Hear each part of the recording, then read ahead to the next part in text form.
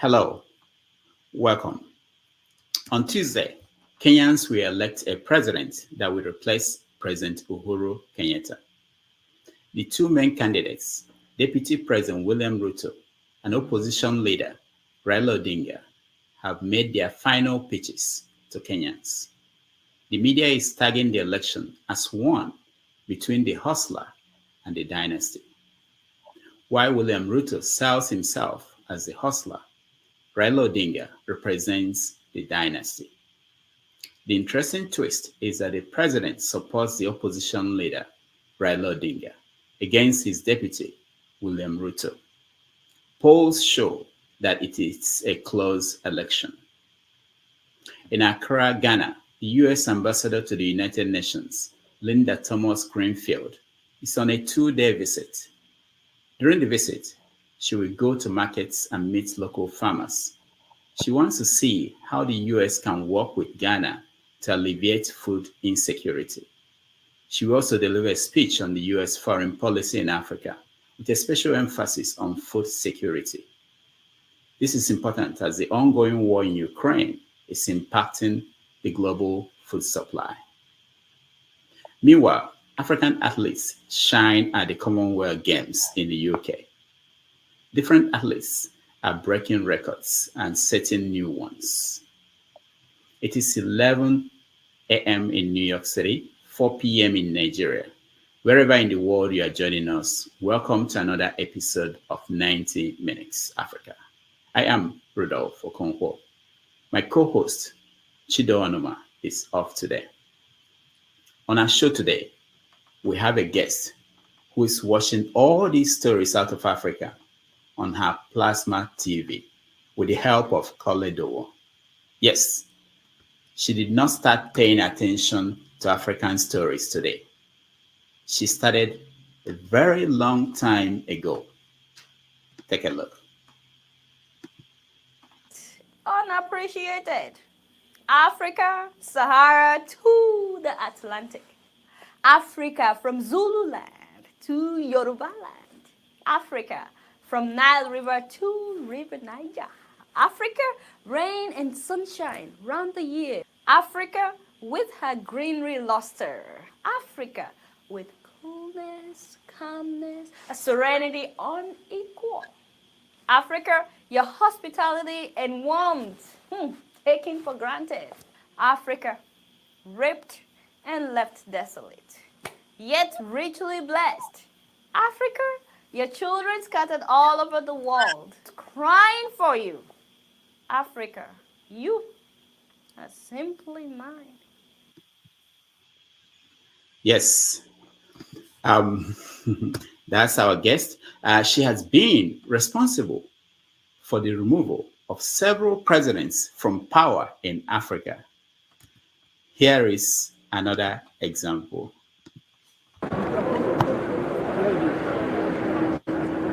Mr. President, I know you can hear me. Yeah, you're pushing me, sir. You're pushing me. Sir, don't you think it's time to step down, sir? It's okay. Sir, don't you think it's time to step down? Pardon. Can you say something, sir? Do you think it's time to step down? Which one? How's your health? How are you feeling? You know it's short extra. Yes, that's our guest today. Without wasting more time, please welcome to the show, Adeola Fayehun. Adeola, welcome to the show.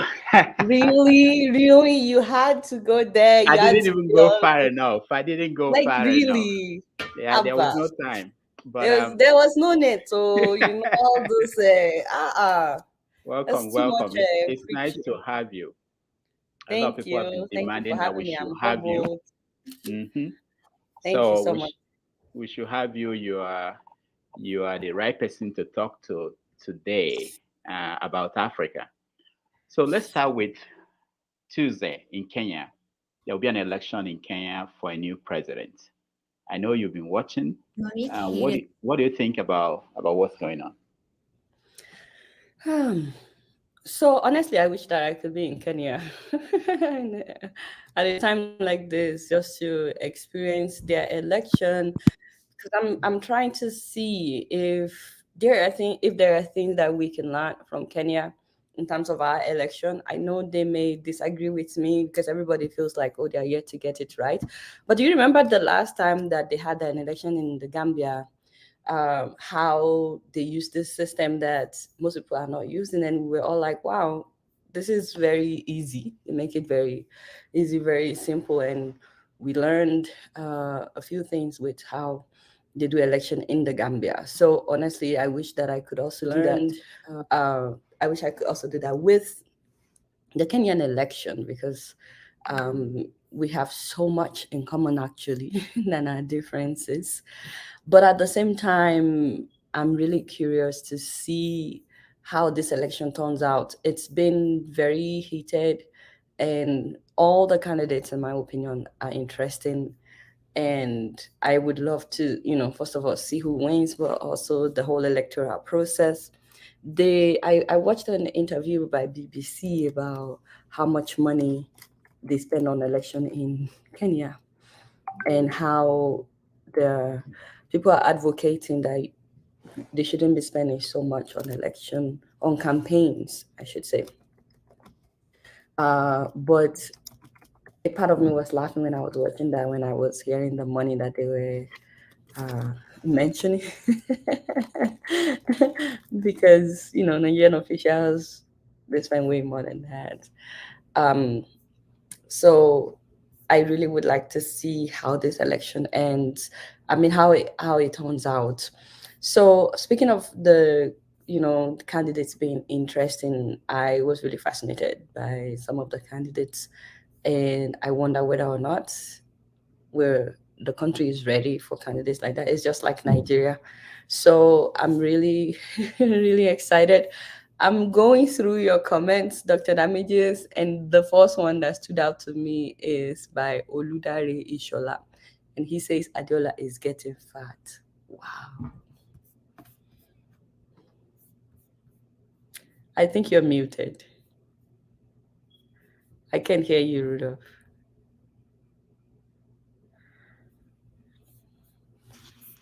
Okay, I hear you now. Okay. All right. So yeah, we're going to get to all those things, how it is, the work you do, and comments by people. But let's move from Kenya to Nigeria. So Nigeria is planning to have elections next year, and you've been covering that. What is your take so far? What have you seen? What are the trends? So I think we have so much in common. First of all, a lot of the candidates, forgive me that I'm eating my breakfast as we're talking. A lot of the candidates in Kenya, just like Nigeria, they come up with all these promises, right, Rudolph? But they don't necessarily tell you exactly how they will. Read in the comments. Just exactly how they would do these things. They don't necessarily say. But it's so convenient, so easy to say, oh, I'm gonna fix your roads, I'm gonna give you stable electricity, we're gonna create jobs. That's a very popular one in every country. Remember how Buhari said they will create 1 million jobs? We're gonna create jobs, we're gonna fix your roads, we'll fix electricity, Boko Haram will be gone in 3 months.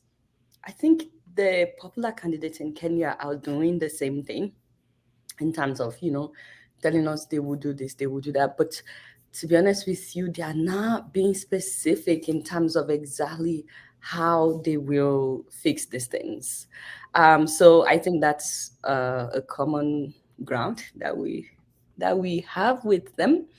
At the same time, a lot of the candidates, well, some of the candidates have criminal background or criminal record. Let me not say background, sorry, criminal record. And so the same thing is happening in Nigeria. We have so many candidates that are, that have had criminal records, and they're still running. They're still very bold. So believe it or not, we have so much in common. And then you have the people, the voters. tearing themselves apart, just like we do in Nigeria. People will kill for a candidate, and these candidates are actually not fighting amongst themselves, but the voters are always fighting to say my own candidate is better, my own candidate is the best. But I think there's a dynamic to what is happening in Kenya. First of all, the fact that the president is not supporting his own vice president, and he makes it public, he's not hiding it. In a way, it reminds me of Nigeria as well. I'm not saying that Buhari supported Osinbajo or not. I'm just saying Buhari's VP was also trying to be president. In Kenya, the president is not hiding in that he's not supporting the vice president. Also, the vice president, all eyes are on him in terms of his record. You know, there was a time that he was voted the most corrupt politician in Kenya. But don't forget that on the same list, the president is also there, and also Odinga is also on that list. And then I think the most fascinating thing happening in Kenya right now is seeing one of the most popular candidates is someone that wants to legalize the commercialization of cannabis. And to see how eloquent and how, the man, he's very smart. 16 degrees, this man has 16 degrees, and now he's a lawyer, well-read, well-traveled. And so I really, really am fascinated by all these candidates. I would love to see a woman candidate in Kenya soon. And it may look like I'm asking much, because even in Nigeria, we have not. But I would love to see, a woman run for office in Kenya as well, or become the president of Kenya. And speaking of that, I've seen so many videos of women running and the challenges that they face, from not being taken seriously to people throwing sexual slurs at them and dismissing them just because they are women, and how they have to put in extra effort just to prove themselves, and how in some communities they need to get the permission of their husband to do politics and stuff, and it's just crazy. So Kenyan election has been fascinating so far. Okay, let's go to Nigeria. What is your take on the three main candidates, Peter Obi and Bola Tinubu? Don't put me on the spot like that. No, I mean, it's what you do every day. You just want people who may not. Wait. Did you just say Peter Obi and Bola Tinubu? Where did you put my father Atiku? Who? Still in the race. Oh, yeah, I know. I mentioned Atiku, yeah. I mentioned that. Did you? Okay. Atiku. They're all my fathers, by the way. I was just surprised that now you narrow it down. Kwankwaso too is still running, of course. I don't know, it's true. Showra is also running, let's not forget. No, we'll get to Showra. It's the next topic after. No. We're not getting to Showra. On Tinubu and no, seriously, what do you think? I mean, what do you think about what appears to be a movement going on in Nigeria? Did you see the video of Peter Obi's supporters in Nasarawa State? Yes, I saw that. And what do you think about that? It's definitely a movement. No, that's not us. No, what are you concerned about his campaign has been a movement, really. Yeah. It reminds me of when was that, when Obama was campaigning? 2008. Wow, it's been that long. Yeah. And I remember when Obama started, there were a lot of people who didn't take him seriously. And there were a lot of people, even people that liked him, that would say things like, well, if only he could win. A lot of people say that now about Peter Obi, like, the only thing is he won't win. I'm not saying he would win or not. But people would say things like, wow, like I've seen a lot of people that would say things like, wow, they really like Peter Obi, except that he's not going to win. I saw a lot of that when Obama was running for office. And gradually he started gaining, his campaign started gaining momentum, and more people knew about him. And like joke or like play, as they say, he won. So Peter Obi's campaign has been a movement, really. And for the first time, you see the young people that came out to register to vote. He has inspired a lot of people. Whether he knows it or not, he has inspired a lot of people, especially young people. He's to a lot of young Nigerians right now, he's like a symbol of hope. That okay, this is someone that is younger, and that they believe in. And then you have a contrast with Asiwaju Bola Ahmed Tinubu, because in terms of age, and then in terms of his campaign strategy has been different. Like Bola Ahmed Tinubu's campaign has been about, just going by the things that he had said, like, Emilokan, it's my turn. Things like feed young people cassava, feed them, just some of the things that he has said. And this whole glorification of broom. I have no idea who is going to win, who is going to be president. But I really appreciate the fact that now people are using the modern, when I saw the video of the Nasarawa rally for Peter Obi, a lot of the comments were people saying things like, the most wonderful thing is that these people were not paid. They came out of their own. I don't have a proof for that. But I think that is inspiring to see people come out. And then we have the other candidates who, to me, are still playing like the traditional politics that we play in Nigeria. So I don't want to shoot myself in the leg. You don't want to go for that. But let's look at this. Over this last few months, we've touched on several issues. The certificate issues with people are waiting for me to post the response of the school. The school is here to respond to me. I don't know why. Adeola, ignore these people who are coming. Just let's talk. No, I'm not even talking about the comment. I'm just saying, I called the school. Deal with the comments. So there's a time for them to join us, and we will get that. So we talk about the certificate issues about with Bola Tinubu, Atiku, issues of the name, the proper name. There's so many things that they come in and they go. How do you deal with this? Because people tend to accuse people like us of not sticking with these issues.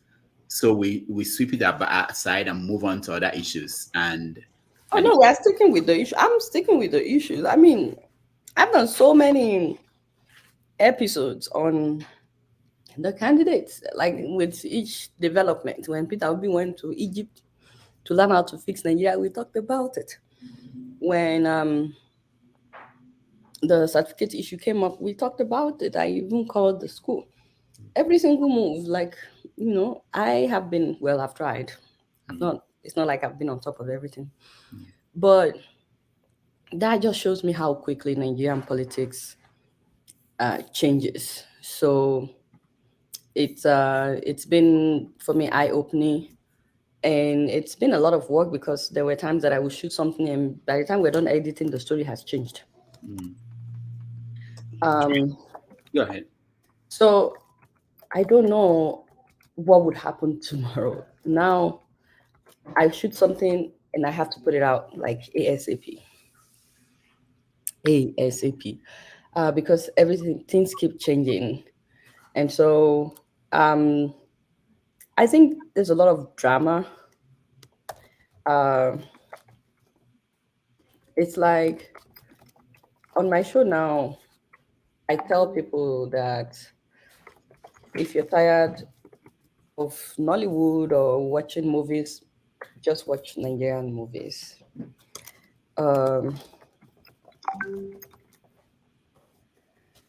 So that's why it's kind of hard to be on top of everything, because things keep changing. Okay, let me play a video before we continue of you. Thank you.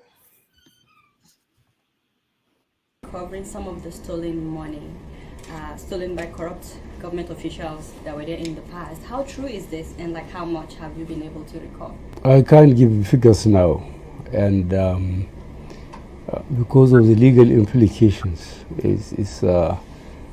It's much easier to talk, but what we are doing, we are collecting documents. For example, every ship that is loading Nigerian crude from our terminals is supposed to record how much it has taken and on behalf of who is lifting it. So you've been focusing a lot on corruption since you were sworn in, and a lot of Nigerians applaud this.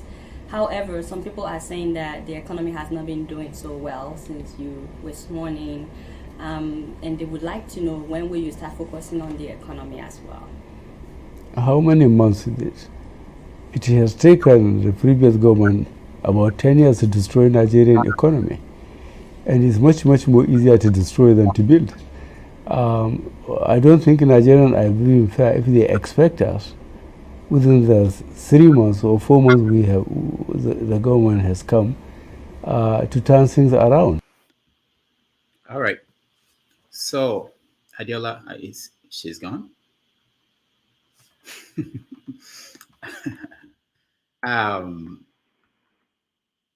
Where is Adeola? This has never happened on 90 Minutes Africa. All right. When she comes back, we are going to talk about her perspective on what happened with the Buhari's government. Why did the government fail? Someone said rapture. What Nigerians should be concerned about with the next administration. We're also going to hear from her about Shore and his campaign, and then so many other things. Let's see what's happening to Adeola. Why she decided to bail on us. Meanwhile, let me while we wait for her to come back, let me also play her encounter with President Goodluck Jonathan on the streets of New York City. Question: what exactly you are doing to help to stop Boko Haram? I know that you declared state of emergency and all that. We are working very hard on that. How exactly, sir? We are working very hard. And 3,000 people have died. Maybe you need to update your statistics. Thank you very much. All right, thank you. It's okay. Thank you. He's our president. It's okay if he talks to us. Oh, please, let me take a picture with him. No. Just get me next to him. You got me, right? You got me? Thank you, Mr. President. You're actually a nice person. I do a show every week and I talk about you. Thank you. I hope you're watching it. All right. I'm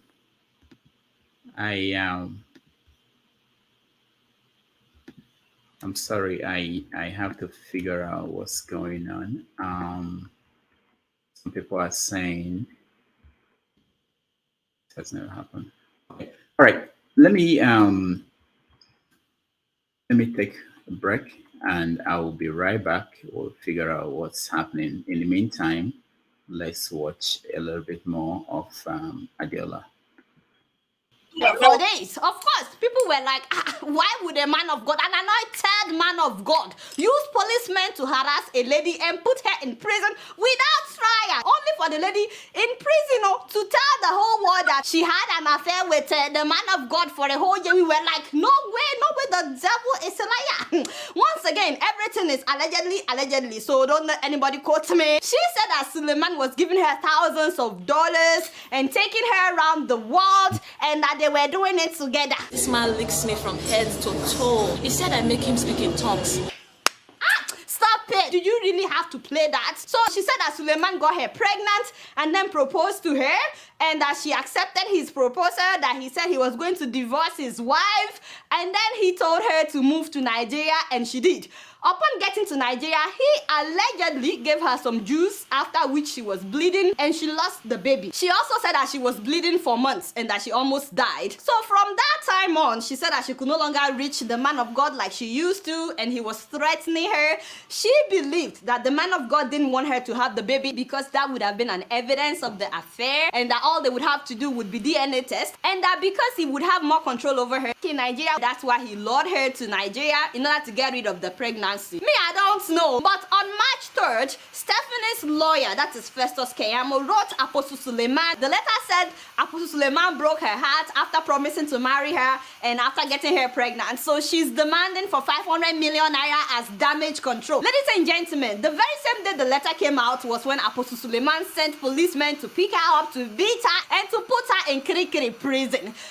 Stop right there. You know, just for 1 minute, my people. Forget that this man is a pastor, okay? Let's just assume he's a regular guy. If somebody should send you this kind of letter and you know that you are innocent and they're asking for 500 million, would you send police to go and beat them up and put them in prison? Especially considering the fact that this same man of God told everybody that he didn't know Stephanie, that he did not know her. He said that he has never met her, but he had her put in prison. Also, after they put her in prison, he charged her with terrorism. He charged her with terrorism. All right. That's a little bit of okay, she's back. Very good. So New York network, for how do I say it? Yeah, I know. No, I'm in my village, sorry.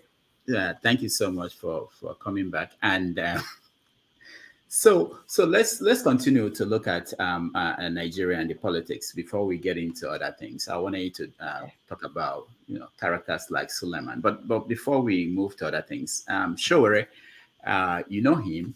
He's running for president. What is your take on his efforts? And I'm always excited when I see people go beyond just talking about the issues in Nigeria to trying to make a difference, trying to do something about it. I don't think that we would understand the impact of Showore running.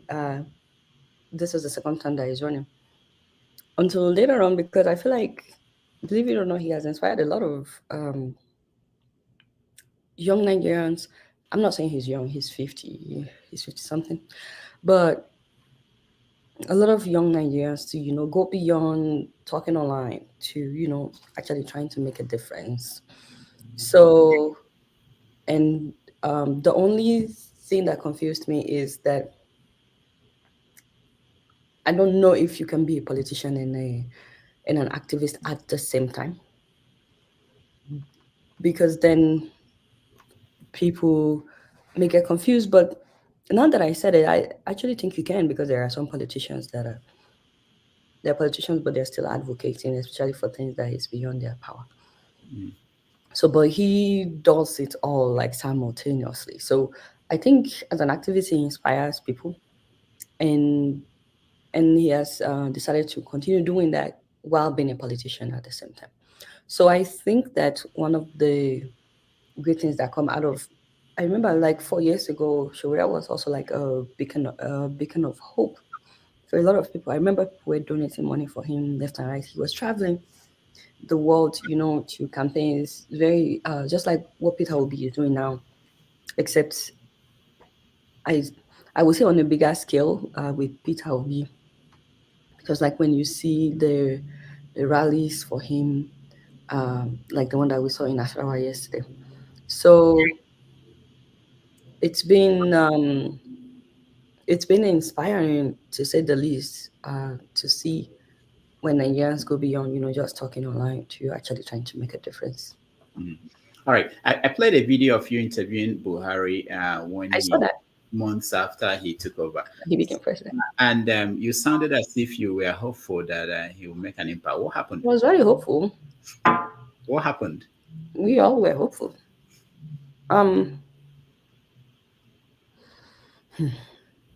What happened? I don't know if that question is for me or for Buhari. For you. I mean, based on your assessment, he's one of your fathers, I know all of them are my fathers, right? Yeah. So you know what happened. You are my father. You should know what happened.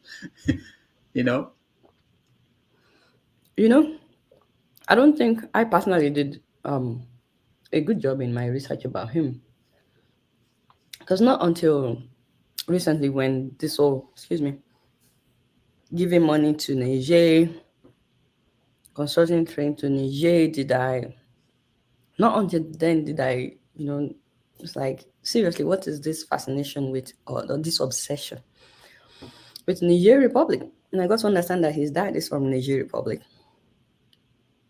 He was born in Nigeria, but his dad is from Niger Republic. His mom is from Bono. And I was like, oh God, like, he's not a real Nigerian. Not in the sense of I mean, the man is more loyal to his father's country. His loyalty is not even with. And I was like, why the heck didn't you contest to be president of Niger Republic? You're obviously more loyal to Niger Republic. Why can't you just go and be president of Niger Republic? Why do you have to compete to be Nigerian president when your loyalty is with another country? Do you see that as a serious conflict of interest right there? He's been the biggest disappointment in terms of the leaders that we've had in Nigeria. I was so hopeful. I was so hopeful to the point where some people would say, oh, you collected money from Buhari. I mean, they accuse me of collecting money from every politician. If I talk about APC, they will say PDP has paid me. If I talk about PDP, they will say APC has paid me. It's hard to keep track of my sponsors, as you know. So I think what happened was the people around him, the moment they saw the trajectory of his government, because, you know, at the time that I interviewed him, he hadn't even announced his ministers. He was new in office when I interviewed him. And then the second time that I tried to interview him, you know what happened? You were there in that room. First of all, they didn't allow one-on-one interview because by then we could see where things were going a little bit. This was 2017, I think. And we were trying to interview him. After agreeing, when we got there, they said, no, it will be press conference. And then there was no, and they didn't even have it in mind to actually have a real press conference. Remember, after he came in reading this long speech that made my stomach turn. And then after that, he wanted to leave. He wanted to take pictures with the media and then leave. And then you remember what happened when they said that? Okay. I don't want to bore your viewers by telling them this story. Now let's look at another person that was I know you interviewed him again, the vice president of Shibajo. I don't know what is your take on how he was treated by the APC, or what happened to him? I didn't interview him again. I wanted to interview him when he was in the race, and people say that after he wins the primaries. Unfortunately, he didn't win the primaries. So you were asking my opinion about how he was treated. Yeah, exactly. I think my father miscalculated. You know what I mean? You know, I'm always giving them advice on my show. I'm like, daddy, you know, do this so your life can be better. Give your life to Christ, and your life will never remain the same. What did you advise him that he ignored? For a long time, I was like, if you are not part of what is happening, because everything is going haywire. This government has been the worst that we've had. If you don't support everything that is happening, step down as vice president. I personally think if he had stepped down, either join another party or form his own party, I'm sorry to say, but he would have been the Peter Obi of today. Peter Obi is very, very popular right now. Did you see the video of him at Dunamis Church? Yes, we have that video. And when I saw that video, the first thing that came to my mind was, I wonder how the vice president's people feel seeing this video. The whole, Peter Obi, when the biggest church, they were screaming. And then he knelt down, something very peculiar to that the GO of the vice president. He knelt down and they were screaming, he knelt down to worship God, to pray and stuff like that. And I said to myself, then the vice president and his people right now would wish that this was the vice president. So I think if he had stepped down and then decided to run again, that he would have been people's love right now. That's just a personal opinion. Let me play that video for our viewers, a little bit of it before we continue.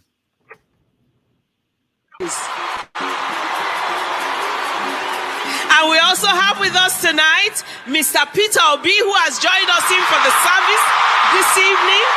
Hallelujah.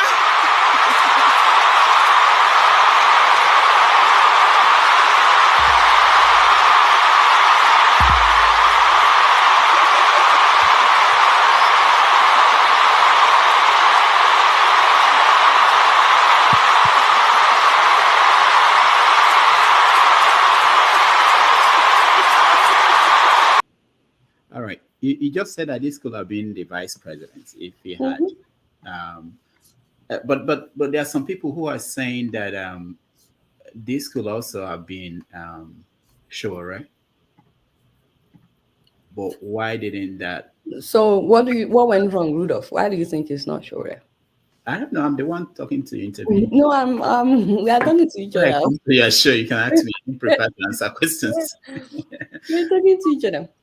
I think Sure could have played his game better. And I know this is not a game, but maybe I should say he could have played his politics better. One of the things that people appreciate about Peter Obi is his humility. I'm not saying that Sure is not humble. And simplicity, So if I remember correctly, after Sure ran the first time, there were some issues that came up by his own, party members. I don't think that he addressed them well. I think he addressed them, but with this idea of, it's just politicians that were behind them that are making them ask these questions, and they're being sponsored. So, but not everything is, people being sponsored. Not everyone is being sponsored. They're all like your supporters. They're, trying to get you into office. It's just courteous to just, be straightforward with them. So I don't know, but I think that might have hurt the continuity of things. Also, when he started the Revolution Now movement, then it was like overnight he switched from being a candidate campaigning to going back full-time to being an activist. So there has to be a line. Not that you can, be an activist with what you do, but I feel like he could have, played his politics better. But what do I know, Rudolph? All right, we have so much to get to, but and I know we don't have a lot of time. You are not staying as long as we wish to have you. But let me get to the job you do. What are the toughest thing about this thing you do, this keeping it real? What is, there are things that people don't know because people just watch it and they don't know how this is done. I know you have help from Color the War, and but what are the toughest part of that job? Eating while you're doing it, and you don't have time. Don't make me go. Eating while you are doing it. No, what is it? Because people see these things. You don't have time to eat. It's hard. Now, no. There are some serious issues I want you to talk about. Like the video of you talking about Apostle Suleman. Have you had a lot of pushbacks from people? Oh. One other thing I forgot to say about Sure, sorry. I think he also did himself some disservice by not necessarily attacking Peter Obi, but I just feel like if you're running for president, just run your own race. You know what I mean? And I'm not saying this because it's sure I would say it because it's anyone. Like run your own race. There was this video where he was talking about how Peter Obi has no structure. I just feel like in that instance, he was doing himself. So does that make people want you more if you're trying to put down another candidate? And that's one of the things I really like about that professor in Kenya that wants to legalize commercialization of cannabis. He said it. He's like, you would never hear me say anything bad about other candidates.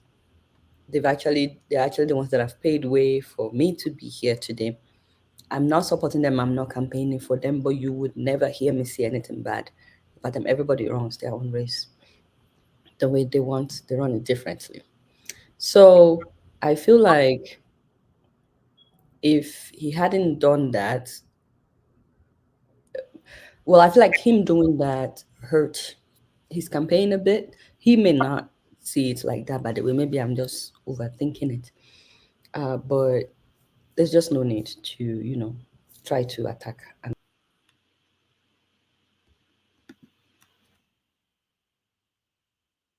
Okay. What happened to Adeola again?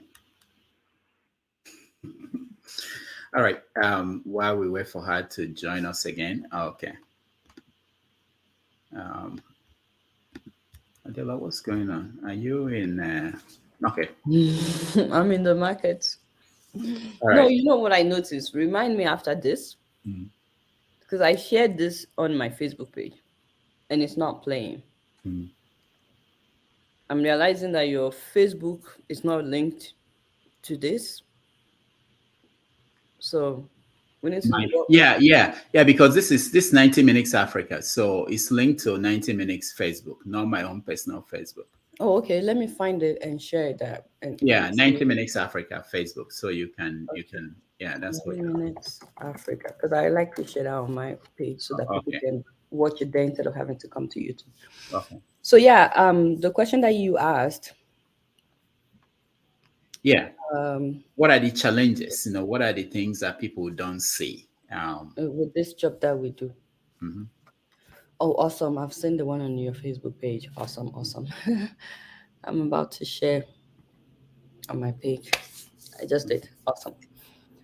There's a lot of challenges to doing just with anything that you do, there's a lot of challenges to doing what we're doing.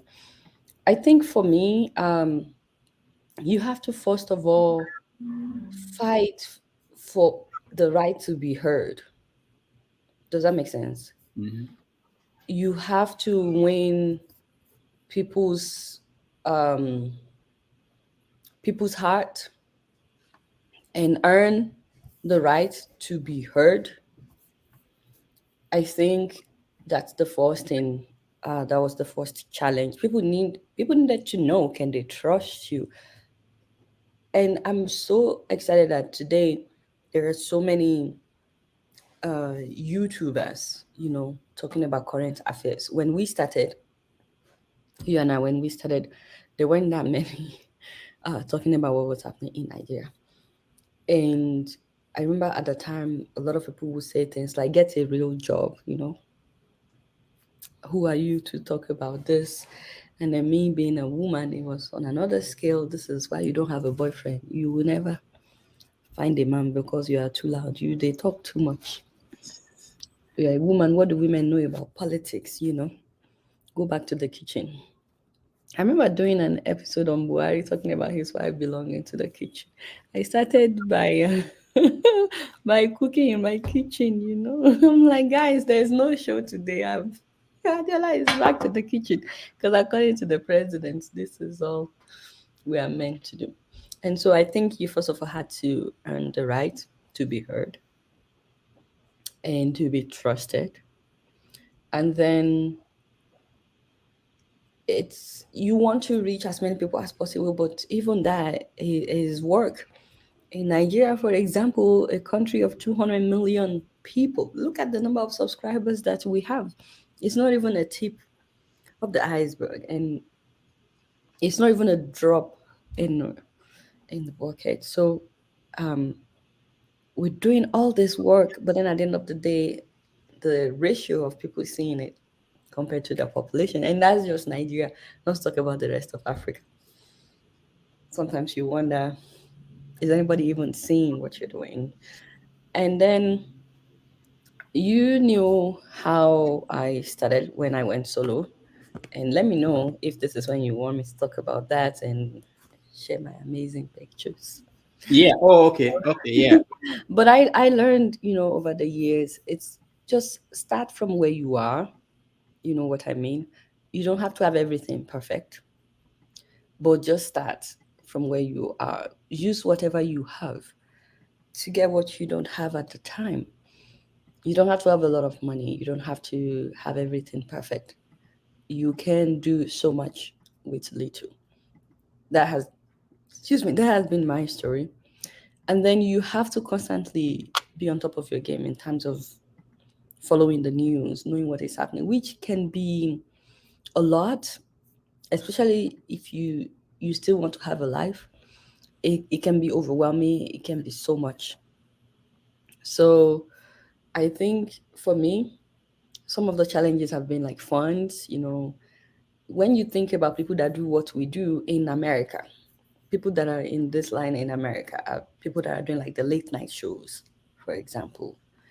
The number of people that work with them, I mean, Rudolph, like on the Daily Show, how many people work with them? I went to see David Letterman, and they have over 300 people working at the Late Show with David Letterman. Yeah, more than 300 people. So you have only Koledo.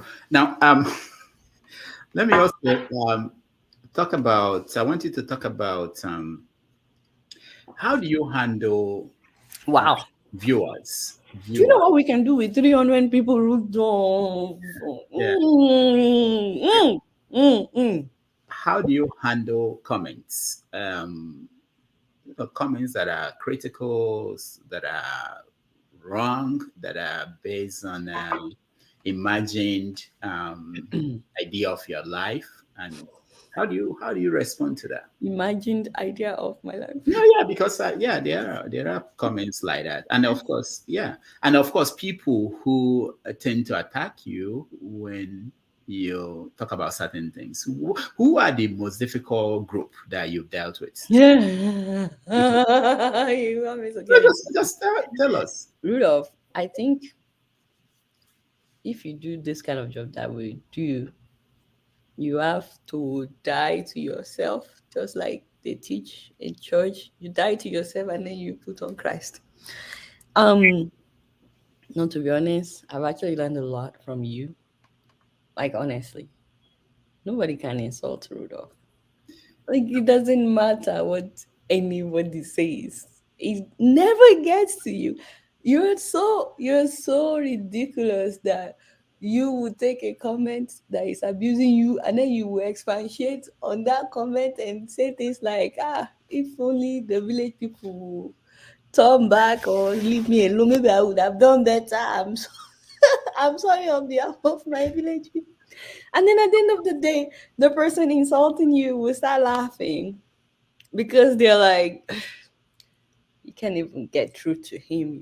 I've learned so much from you, Rudolph, so thank you. I don't do comments. I see comments and I'm like, thank God they're watching. At least this tells me they're watching. I don't do comments, but I think one of the struggles, or let me not say struggles, one of the challenges of what we do is sometimes when people try to get into our personal life, or maybe when they accuse us of things that are not true. And the reason I'm saying this is something happened recently, this week that we just ended. I posted a picture of me, saying that happy new month on August 1st. Trying to see if I can find that video. I mean, that picture. So I posted it, just saying Happy New Month, greeting people. And then I went over the comments, and lo and behold, there was someone, talking about how I should stop bleaching my skin. Now, I have dark spots on my knees, which I should work on, but maybe someday. I don't know. Anyways, so I'm trying to see if I can, find that picture as I'm talking.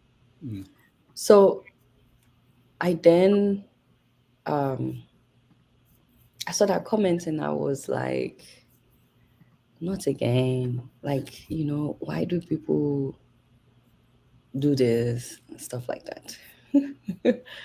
So I said, oh, let me cause trouble on Facebook. And then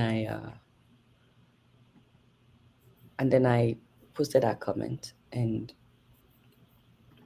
I was like, how do I respond to this, my mother? So I didn't need to do that. So then I said that. I don't know if you're able to see it. No, I can't see it. Unless So I put that on the screen. Yeah. And some people were abusing her. That was not my intention, like for people to abuse her. I was just wondering, how do I respond to people? I was just wondering, how do I respond when someone says things like this? That's why I asked that question. Okay. So, but people were abusing her, and I felt bad, so I took it down. And then when I now brought it up with Victor, he was like, well, I've told you not to, like, you were not supposed to do that.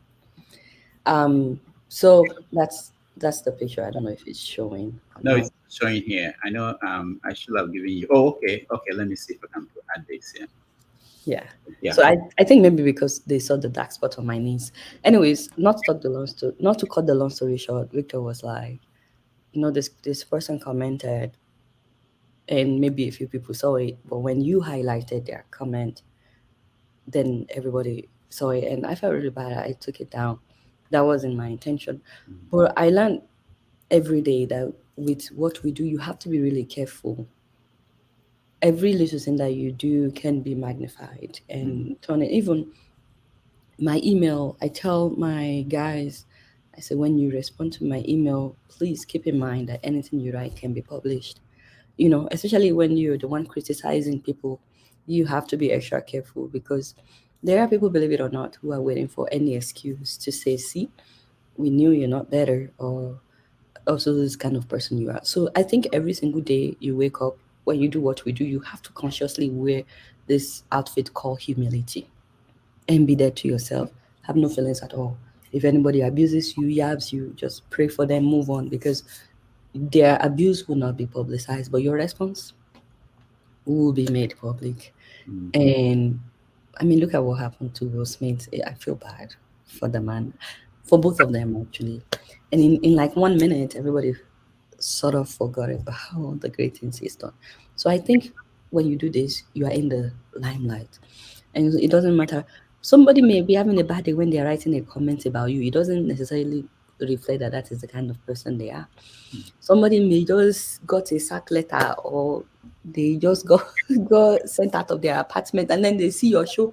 They're already looking for a place to vent, and then you are vexing them because you are laughing about something that is very dear to them. They are saying that you should be obedient, but you are laughing. You are talking about Peter Obi going to Egypt, and so they come on there and they cuss you out.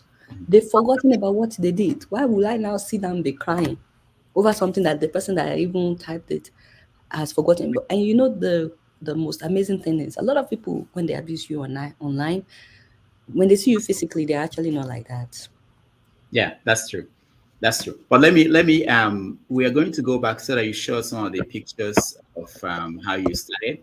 We are totally running out of time. I'm not happy about this. We have so much things to cover. But let me play a little bit of this video. I think you will identify this video. What's your name? Good luck. Mister, you are in the house of the Almighty. Stop lying. No, my name is Good Luck. Good luck. Nobody gets to heaven by luck. You get to heaven only by His grace. So I ask you again, what's your name? Good grace. And where are you from? Abuja. Nobody comes here from Abuja. Nobody but the thieves. Where are you from? Bayelsa. And why are you here? I'm here to make a confession. Yes, I'm listening. I'm a witch for the IMF. The IMF does not send witch. All right, I know. They are familiar with this. So What prompted that script, Rudolph? Why did you write that script? So look at Sammy. This okay? No. And the issue is this: because of all the bad things that you did, That I did. you produced this. You edited that video. People don't know this till today. That you made a whole president of the country kneel down for hours, telling the director to repeat and repeat and repeat. I have nothing to do with this video. Am I in the video? What evidence do you have? But this is the point. There's a bigger point here. People say to you, and I'm sure they say that to me too, that when Jonathan was in power, you guys were all about Jonathan, holding him, trying to get him to do the right thing. But when Buhari became president, So how do you feel now that Buhari has done worse than Jonathan? You are yet to write a script as Buhari kneeling down and getting slapped. You need to redeem yourself. No. I will gladly direct that one. The question is to you. So do you think that there is any legitimacy in that argument that people make, that you were not as harsh on Buhari as you were on Jonathan? That's not true. First of all, what you say just now, that's your own content, not mine. Don't mix water with garlic. That one was your own content, not mine. So you can't say I was harsh on Jonathan because of your video, just because I directed. So we played where you confronted him on the streets. I know. In New York, yeah. Well, I've not had the opportunity to confront Buhari. You sat down with Buhari and he told you That was like 2 months after he became president. He has not done anything at the time. What was I supposed to bring up at the time? No, I'm just saying. No, 2 months after he was sworn in, what was I supposed to bring up? But the second time that I had the opportunity, okay, I will tell the story. The second time that I had the opportunity to interview Buhari was 2017. At that time, things had started going bad. And I had requested to interview him before coming to New York through Femi Adesina. They had agreed. We all went there together. Rudolph, you were inside the room. We waited almost 4 hours before them. First of all, before he even came out, the chief of staff called me to his hotel room. Remember that time? Abakari accused me of lying, that I shouldn't. He called me into his room. He said I shouldn't even be here, and that he should just tell them to pack me out, carry me out right now, and collect my press pass, because they found out that I lied. I actually work for Sahara, and then I lied and said that I'm working for the Nation newspaper, and that I wanted to interview Buhari. And he went on and on for almost 10 minutes. Upset, just saying all kinds of trash about me. I just sat there. I was just watching this smile. I was like, my father, you don't need to trouble yourself like this. After he was done, I said, sir, you could have saved yourself time and effort if you had just asked me, did you lie about who you are? I said, yes, sir. These are the messages that I sent to Femi Adesina, that I want to interview Buhari for Sahara TV and for the Nation newspaper. And I showed him all those messages. I said, why do you think I would lie? People see my face out there, like I'm doing the show on Sahara TV at the time. I'm like, so why would I now lie about who I am?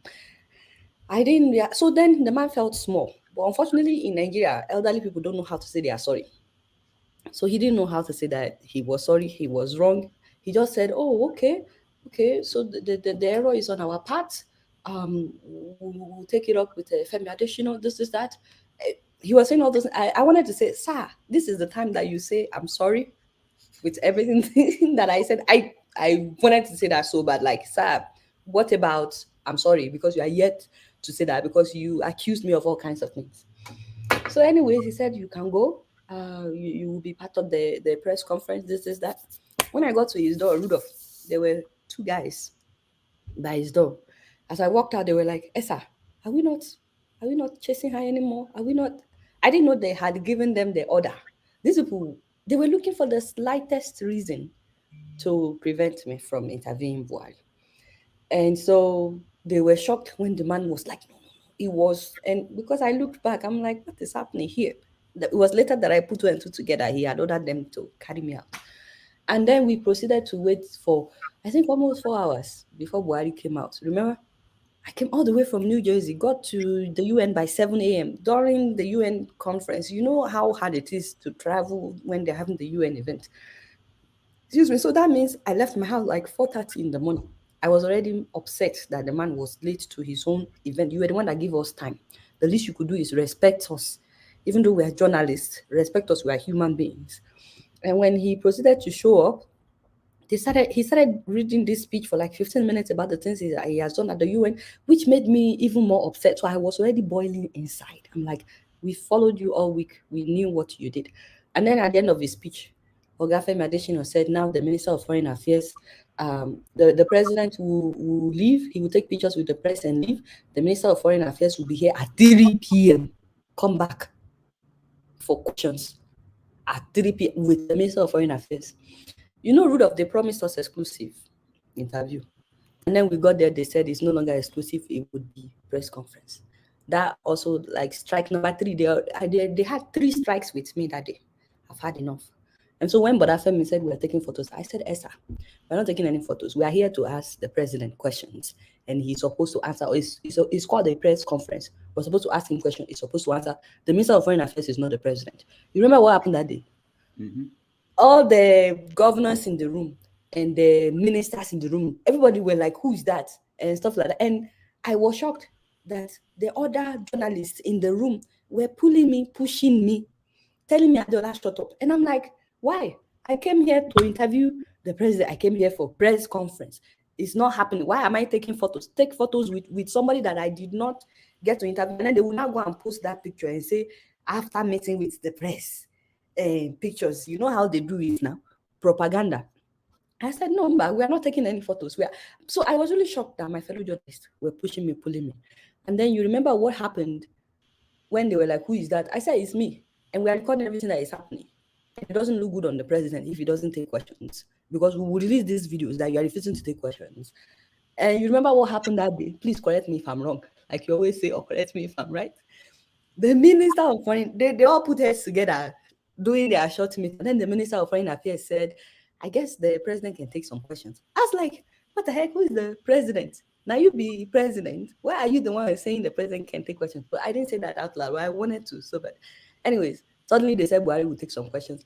And they only picked you and Osasu, right? They only picked 2 people. And I was very happy because I knew I would ask my own question by fire, by force, whether they like it or not. You went, you asked your question. Osasu went, she asked a question. And then I didn't raise my hand. I said, Mr. President, people have been lying about you. And you remember what Buhari said? He said, what are they saying? He didn't know he had called on my name to ask my question. I said, they're lying, that you're not really the one in charge. That is your nephew, Mamandora, that is in charge. And he started talking about how, no, he's the one in charge. He's the one that campaigned. He's the one that did. He didn't know he had already what? Answered number 1 question. And then they finished that. They said, no more question, no more question. Now pictures. I said, let everybody go. I want to take pictures with my Sahara people, because I knew I would have the chance to be next to him to ask my second question. And I said to Simon, please keep rolling the camera, whatever you do. And so after that, when everybody had taken pictures and we got next to him and we all smiled, we took pictures. I turned to him, I said, Mr. President, you promised you will bring back the Chibo girls. Exactly what is it that is delaying this? What are you doing really? And the man looked at me because I didn't ask it as a question. It was just a conversation. And he looked at me, he started talking, started explaining. And then the governor of Zamfara was like, Adeola, you this girl, your wahala is too much. And I turned to him that day, I said, Esa, the president is talking to me. You want me to ignore him? That is very disrespectful. And I turned back to the president. I said, Esa, you were saying. And Buhari looked at me, he looked at me. He didn't know what to say. And then he continued what he was saying. And I remember the governor of Zamfara, I think that was the former governor of Zamfara. The man was shocked. I don't know, maybe a woman has never talked to him or anything. But I just found it. I'm talking to the president. What is your own? Why do you need to come and be asking me, telling me my wahala is too much? Maybe we're having a conversation. Excuse me. So that was the second time that I've had the opportunity. It wasn't really an interview because they didn't grant an interview. It was a press conference. But if I had the opportunity to interview him today, I'd gladly do it. Except I know they won't want to do an interview right now. The man has really messed up. So when people say that I'm not as hard on Buhari, that's not true. My shows, the number of shows that I've done on Buhari's cluelessness and incompetence is, I can't even name them. I just did one recently about, this whole idea of giving money to Niger Republic. And because Buhari had 2 terms, and the whole 2 terms have done several videos about his incompetence and the things that he's doing and his failures. And I did a video about how, the people of Niger should please come and carry their son, because he's giving us too much trouble. We don't want him in Nigeria. Anyway, so I don't think that I was harder on Jonathan than on Buhari. I've done several episodes about Buhari, and I've not had the opportunity to ambush him on the street. No. Like I did with Good Luck Jonathan. It wasn't like I plan on ambushing anybody. I don't ambush people, by the way. Okay. But any opportunity to ask my question, I would. Yeah. We are going to let our audience join, but I have to. Oh, I forgot that they will join. You are talking, but it's very good you explained this. That would be an answer I'll give to people when they bring it up for me to answer. Mm-hmm. Let me play a video because recently, a year ago, you had a baby. I don't know if everybody. I'm sure everybody. I had a baby. So today's my birthday, July 6th, and of course I had my baby yesterday.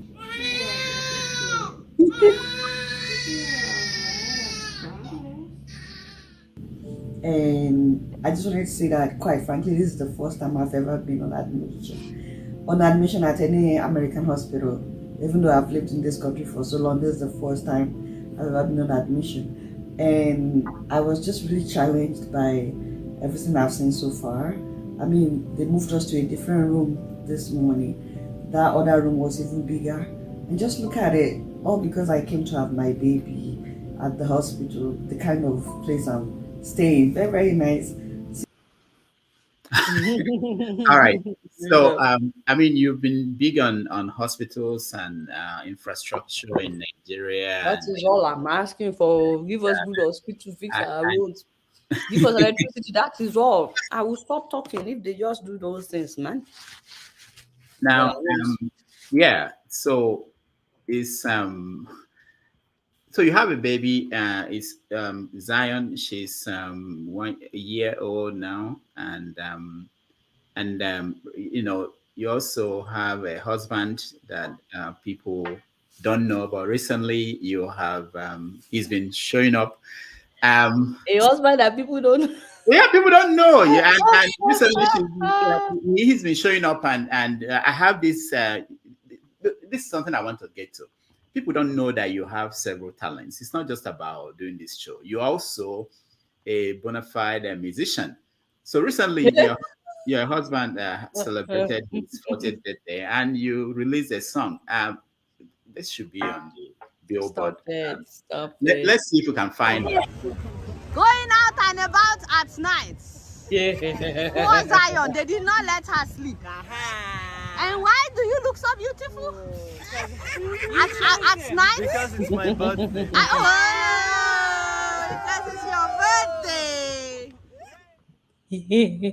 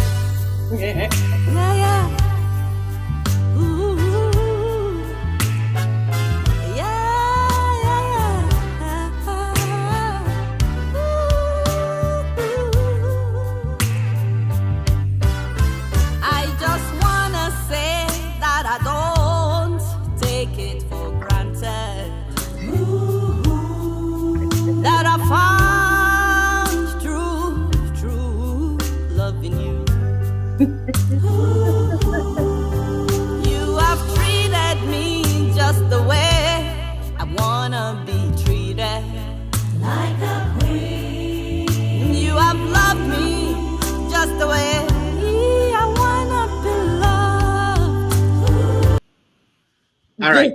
Okay, because that swing reminded me of Apostle Suleman. Yeah, I was going to say. Suleman I and was going to say that.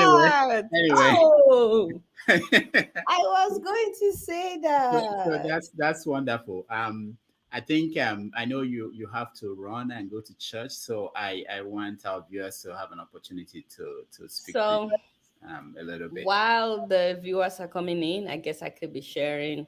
Yeah, you can share your beginning, how you started, because most people don't notice that. Okay, let me know when the files are up. I will them up. Okay. I don't know if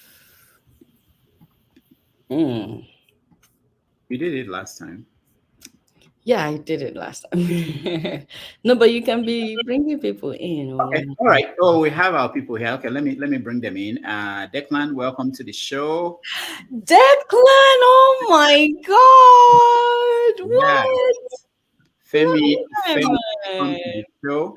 Oh no! Mama, welcome to the show. Oh my God! Hi, Doctor. Hi, Adeola. Why are you doing this? Hi everyone. We have Ola. Welcome to the show.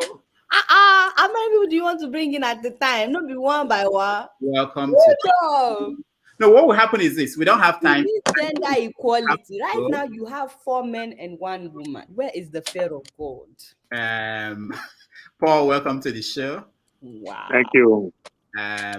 If you want to join us, please, the studio is full. If you want to join us, turn on your camera so that we know you want to join us. Otherwise, I'll remove you for people who have their cameras on. Jude, welcome to the show. And all right, so what we're going to do, we get 3 people to ask questions, and then we go to the other 3. Adeola will respond to you guys. You have to be nice. You know, if you're not nice, I will bring color the way. All right. So let me start with Declan. Welcome. You start. Hi, Declan. Adeola, how are you? I'm good, and you? I'm good. So I have a couple questions. Oh, stop! As I was going through and seeing the video clips and then listening to you and Rudolph talk, I remember, not that it matters, but I was in the room when you interviewed Buhari for the first time. And as I think back to that moment, do you wish that you would have asked him a different question? Do you think there was a question that you would have asked him that you didn't, right? If you can kind of look back. And then the second one is, since you've kind of gone more independent, do you think that your creativity and a lot of these sketches, right? So like we had the thing where Sammy Disu slapped Rudolph as Jonathan. Do you think that the creativity has changed, and maybe that's part of the reason the creative outlets have shifted, and that might be why people feel like you treat Buhari different than Jonathan? Because in those days, and I was there for some of them, there was a lot of banter and a lot of ideas were being exchanged, and people would just torment these people. And now that we're kind of doing these other things, maybe we don't have that interaction. So those are the 2 questions, and I'll quiet. Very, very good questions. Let's go to Ijoma. I can't do that. Can I just answer each question? Oh, okay. Ijoma, hold on. Okay, all right, go ahead, Adiola. Declan, Buhari just became president like 2 months or so when we went to interview him. What could I have asked? Besides, what will your government do about this, about that?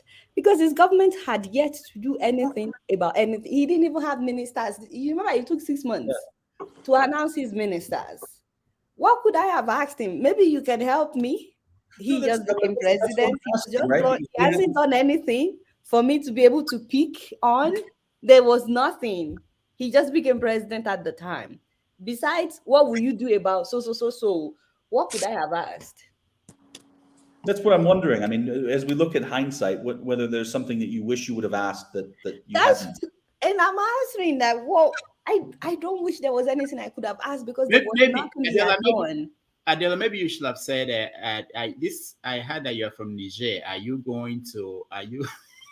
At that time, he had not announced that he's building a train to Niger. If he had announced that he was building a train to Niger, that was what the conversation would have been about at the time. The only issue that was on the table at the time was the Senate President Bukola Saraki being elected the Senate President with his, criminal records or background, and I brought that up. That was like the only thing that was on the table at the time. Now, for your second question, you said that the creativity is different. I'm trying to think. I guess it is different in the sense that, it's just me now, but Rudolph has always been there. He still reads every of my script and gives me his input. At the time that I was in at Sahara, it was like I would send my script to everybody, and it was, by the way, it was only Rudolph that would get back at that time still. So it didn't matter whether or not I was at Sahara. No one was telling me what to say. So, but I think I had high hopes when Buhari became president. It was like the first time that like 300 girls were kidnapped in Nigeria, and for like 2 weeks, the government didn't do anything about it. And I think the Nigerian first lady at the time was also quite dramatic. Added spice to the drama. So, I mean, I don't think that I'm not harsh on Buhari. I think I am. Or maybe you can tell me how else I can be. I've called him clueless. I've called him all the names in the book. Because, and he's obviously, he obviously doesn't care about Nigerians.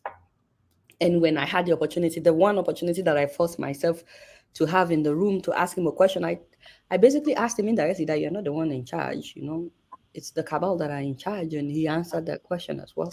And I asked him about the Chibok girls. So honestly, I feel like I'm doing my best in terms of, questioning Buhari as well. I don't know what I could have done differently, but I'm always open to advice. Maybe you can advise me, Declan. You're a good advisor, actually. You're advising people in Kenya, in Nigeria, all over the world. Maybe you can advise me on how I could do it better. All right. Thank you.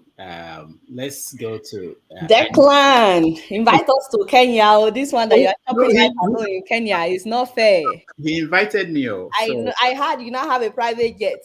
We are journalists. We can just tag along in your private jets, and all right. Kenyan election. Adeola, you don't have time. We have 10 people here, and there are more people. Me, I have time. You are the one that don't have time. Once my time is off, man.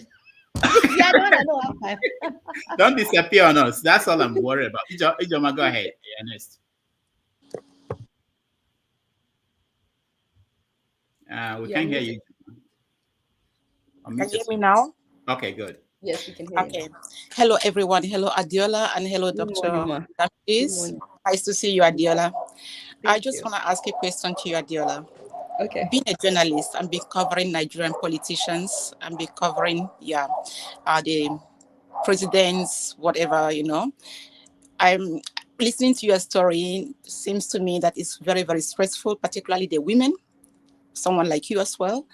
And I want to ask you a question. Through your experience, what you have, been through, what will you think? What do you think would be done, or your advice to fellow women, to fellow girls coming up, to do what you're doing? Because I think you're doing a very great job.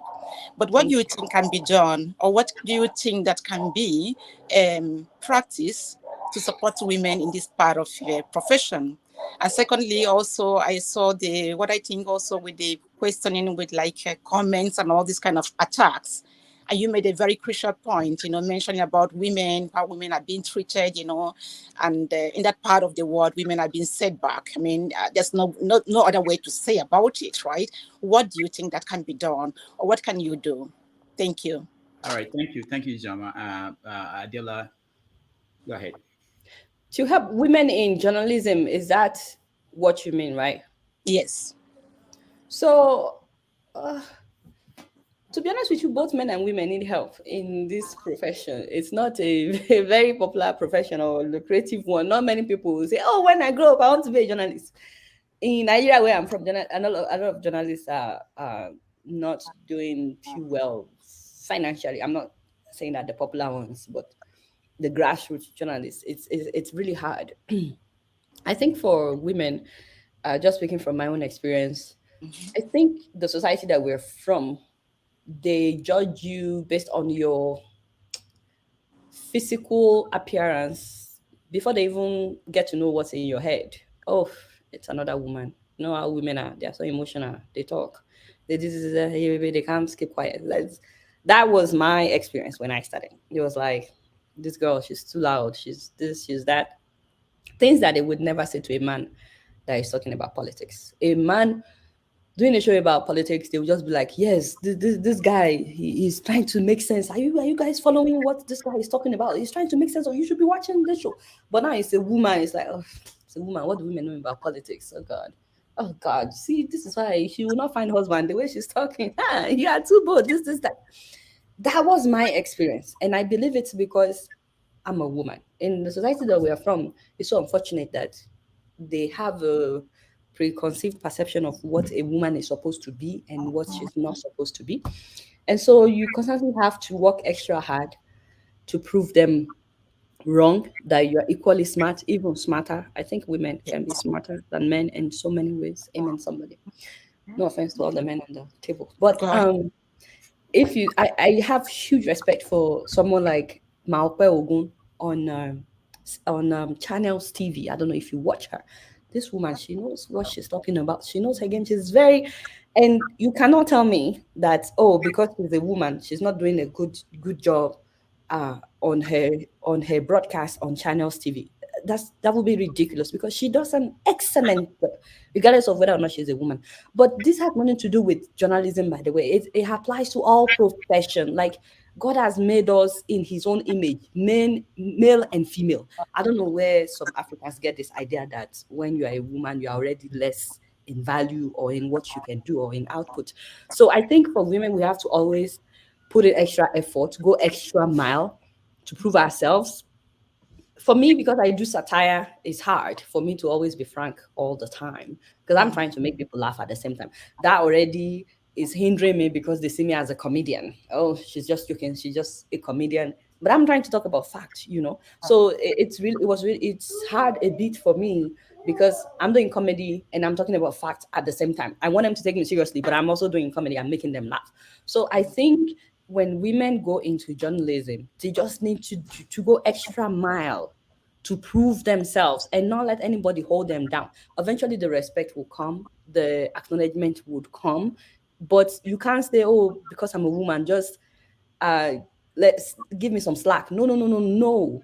Because you're a woman is why you need to do even more. Like, I feel like some people want pity or whatever, that because they are women, people should just let them slide. No, it doesn't work like that. It's because you're a woman that you need to do even more. It's like being black in this country, America. Like, I didn't know I was black until I came to America. But when I came to this country, when I came to college, me and my brother, we were 6 weeks late into the term. And they had every reason. They believed that we would not do well that semester. And so I think that actually really fueled me to make sure I got A's in every course that semester. Make sure I got on this list. Because I hated the fact that because I came from Nigeria, they were looking at me like, you're 6 weeks late, you need help. And I'm like, no, I don't need help. I have brain. Whatever it is that you guys have learned, I can catch up and do even better. And I made sure I did. And till today, I have one professor that will come here and say, you know, I've been teaching this course for 20 years. Nobody has ever presented like you did. I'm still looking for someone that will present. That's not me showing up, by the way. I'm just trying to say that you work extra. You don't say, oh, I'm 6 weeks late. That's why I didn't do well. Don't use being a woman as an excuse to slack in any way. Use being a woman as the reason to go further than you is expected of you, and then nobody will have anything to say about your work ethics. All right, Adeola. Okay, thank you, Abiola. Thank you, Adeola, very much. Very, very impressive. I'm very, very happy to hear all this from you. And I think those watching, you have given a lot of an empowerment. And I hope and wish that maybe that you use your platform, because it's very strong, to push the women up. And then we will support you. We are there. And all the best. And bye-bye. All right. Thank you. Thank Bye. you. All right. So I'm thinking about how do we do this now? We have to do a lottery to decide who. No. Go ahead. Let's keep taking them, Rudolph. One by one. Yeah. Go ahead. Okay. Just one question. Don't go beyond one so that we can get everybody. Ola, go ahead. Can you hear me? Yeah. Okay. Hi, Adeola. Hi, Dr. Rudolph. How you doing? My question for you, I think I asked you some years back. We're in the same room, somewhere in New York. I don't know, with Abati. They were all around for some September stuff with my uncle, who is Dimeji Abitogo. And I asked you at that time, I said, is call it the war, black, white, man or woman? This was the same exact smile I got. I never really got an answer. But let me stop you right there. Don't vex. He's just asking a question. I know who doesn't like it when people doubt. I said, let me talk to you. Okay, let me talk for you. If you don't want me to talk for you, come and show your face. See, he doesn't want to show his face. He doesn't like when people doubt him, my brother. Don't do that. Do not doubt the authenticity of Koledowo. Because next time you come on the show, he can remove your photo like that, which I don't want him to do. Yeah, Ronaldo, you dribble too much. You dribble too much. My real question, right? No. That's not the plan. That's the question. Let him ask his real question. How about Rudolph? Don't be an enemy of progress, guys. Dr. Rudolph. Okay, anyway, it'll be quick. It's a very quick question. I've been following you for years, obviously with Dr. Rudolph as well. When you switch from Sahara as a platform to your platform, Adeola Fayehun, right? The question is this: what was your biggest fear when you were trying to make that switch?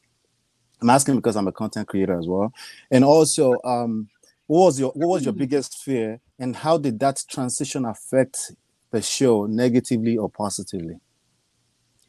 I guess my biggest fear was how to survive financially.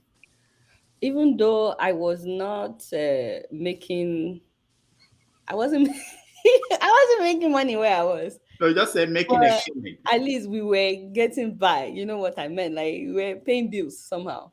And then I wanted to go solo in New York. Declan is writing her. Declan is a witness. Anyways, but the truth of the matter is, I've been there before. I've been in worse situation. When I started freelancing in New York, because I was freelancing the whole time I was at Sahara. When I started freelancing in New York, I was making like $850 a month. Jesus. Living in Brooklyn, my rent was $600. Okay. And phone bill was $50. So calculate what's left to eat in 1 month. By the way, I was doing the show at that time, and people were accusing me of collecting money from politicians at that time. So it's just a matter of budgeting. Okay, so we have $200 to do it. Or I think it was $175, I don't remember, after you pay for AC. AC was $25. So I've been there before and I survived. You walk where you can walk to. You only take trains where you cannot walk to, that kind of a thing. But you're very passionate because you want Nigeria to change. You keep doing this thing that is not lucrative in any way at all. And it comes with all kinds of abuses. On top of you not making money, people are yabbing you left and right. And you can't find a husband because you talk on... I'm sorry. I was not looking for a husband. But people were always saying this is why you're not married. So anyways, I think the biggest challenge going solo was, how do we keep body together? But then I welcome challenges like that, and it really made me work even harder. And God has been so faithful. If you are a close friend of mine, you would know there's a phrase that I say a lot. Someone like Rudolph will tell you, and it is, God is faithful. I'm always saying God, because I tried to do something else, my brother, because this thing was not lucrative in any way you can think of. I tried to do something else. I tried to apply for other jobs and all that, and God will always shut those doors. It was really hard. And then on top of all this wahala, my brother, I did not have my residency. my green card to work anywhere I wanted, I only had like freelance visa, which limited me hugely, immensely. I was not illegal. Like, I don't want anybody to get misconception. And nobody is illegal, by the way, in my dictionary. I'm just saying that I wasn't breaking any law. Like, I will always go and renew my media visa every 2 years. So life was really tough. But you know what? I'm more passionate about this thing. Besides the fact that God kept closing all the doors, I'm extremely passionate about what I do, because the Nigerian factor is real, and it has affected me personally in ways that I can't be listing like family members that I've lost due to Nigerian factor. And I really wanted things to change right from the first time I came to this country. And so even if I had another job, I would still be doing this. I was trying to get in the US Army, That's a story for another day. I did the oath and everything. And God was like, no. And he said, this is what you are going to do. So I guess the biggest fear was like, how do we survive? But God was so, so faithful. When I left Sahara, the first thing we did was to go get a loan, $5,000, just to survive for the next so months while we're doing this, trying to survive. And then when God came through, he did. Like, gradually, people like Rudolph Konko will look at you and smile and say, oh, let me give you this $50. I'm just kidding. I'm just kidding. I started getting ads. On my show. And that's how I started making ends meet. So I think that was the biggest fear, because I didn't have another job when I left Sahara. It wasn't like I had a job or I had anything lined. I just knew it was time to leave. And I had been there for 6 years. And I gave my all. Like Showore will tell you, I gave more than was expected. Rudolph is also my witness. I did everything expected and even things that were not expected of me. I went beyond what was expected. 6 years, if I was just trying to get popularity or whatever, because some people accuse me of, oh, you went on Sahara to get popularity. There was no Sahara TV when I started working at Sahara TV, by the way. She would have called Rudolph, myself, and Tracy and said he wanted to start Sahara TV. Help me start Sahara TV. Because sometimes I would see people write comments like, oh, you use Sahara to get popular, or Sahara TV to get popular. And I was like, there was no Sahara TV. We helped build Sahara TV. So I don't know where you are getting this idea. And part of helping build Sahara TV was me doing my show. But the whole time, Showore knew that I had my own media company. He had always known, because I used to talk to him as a mentor that, I want to have my own media company. And he knew that even before he invited me to work with him at Sahara as a freelancer. So I think that was the biggest challenge, and I worked hard, and God was faithful. Did I answer your question? Thank you so much. Can you hear me?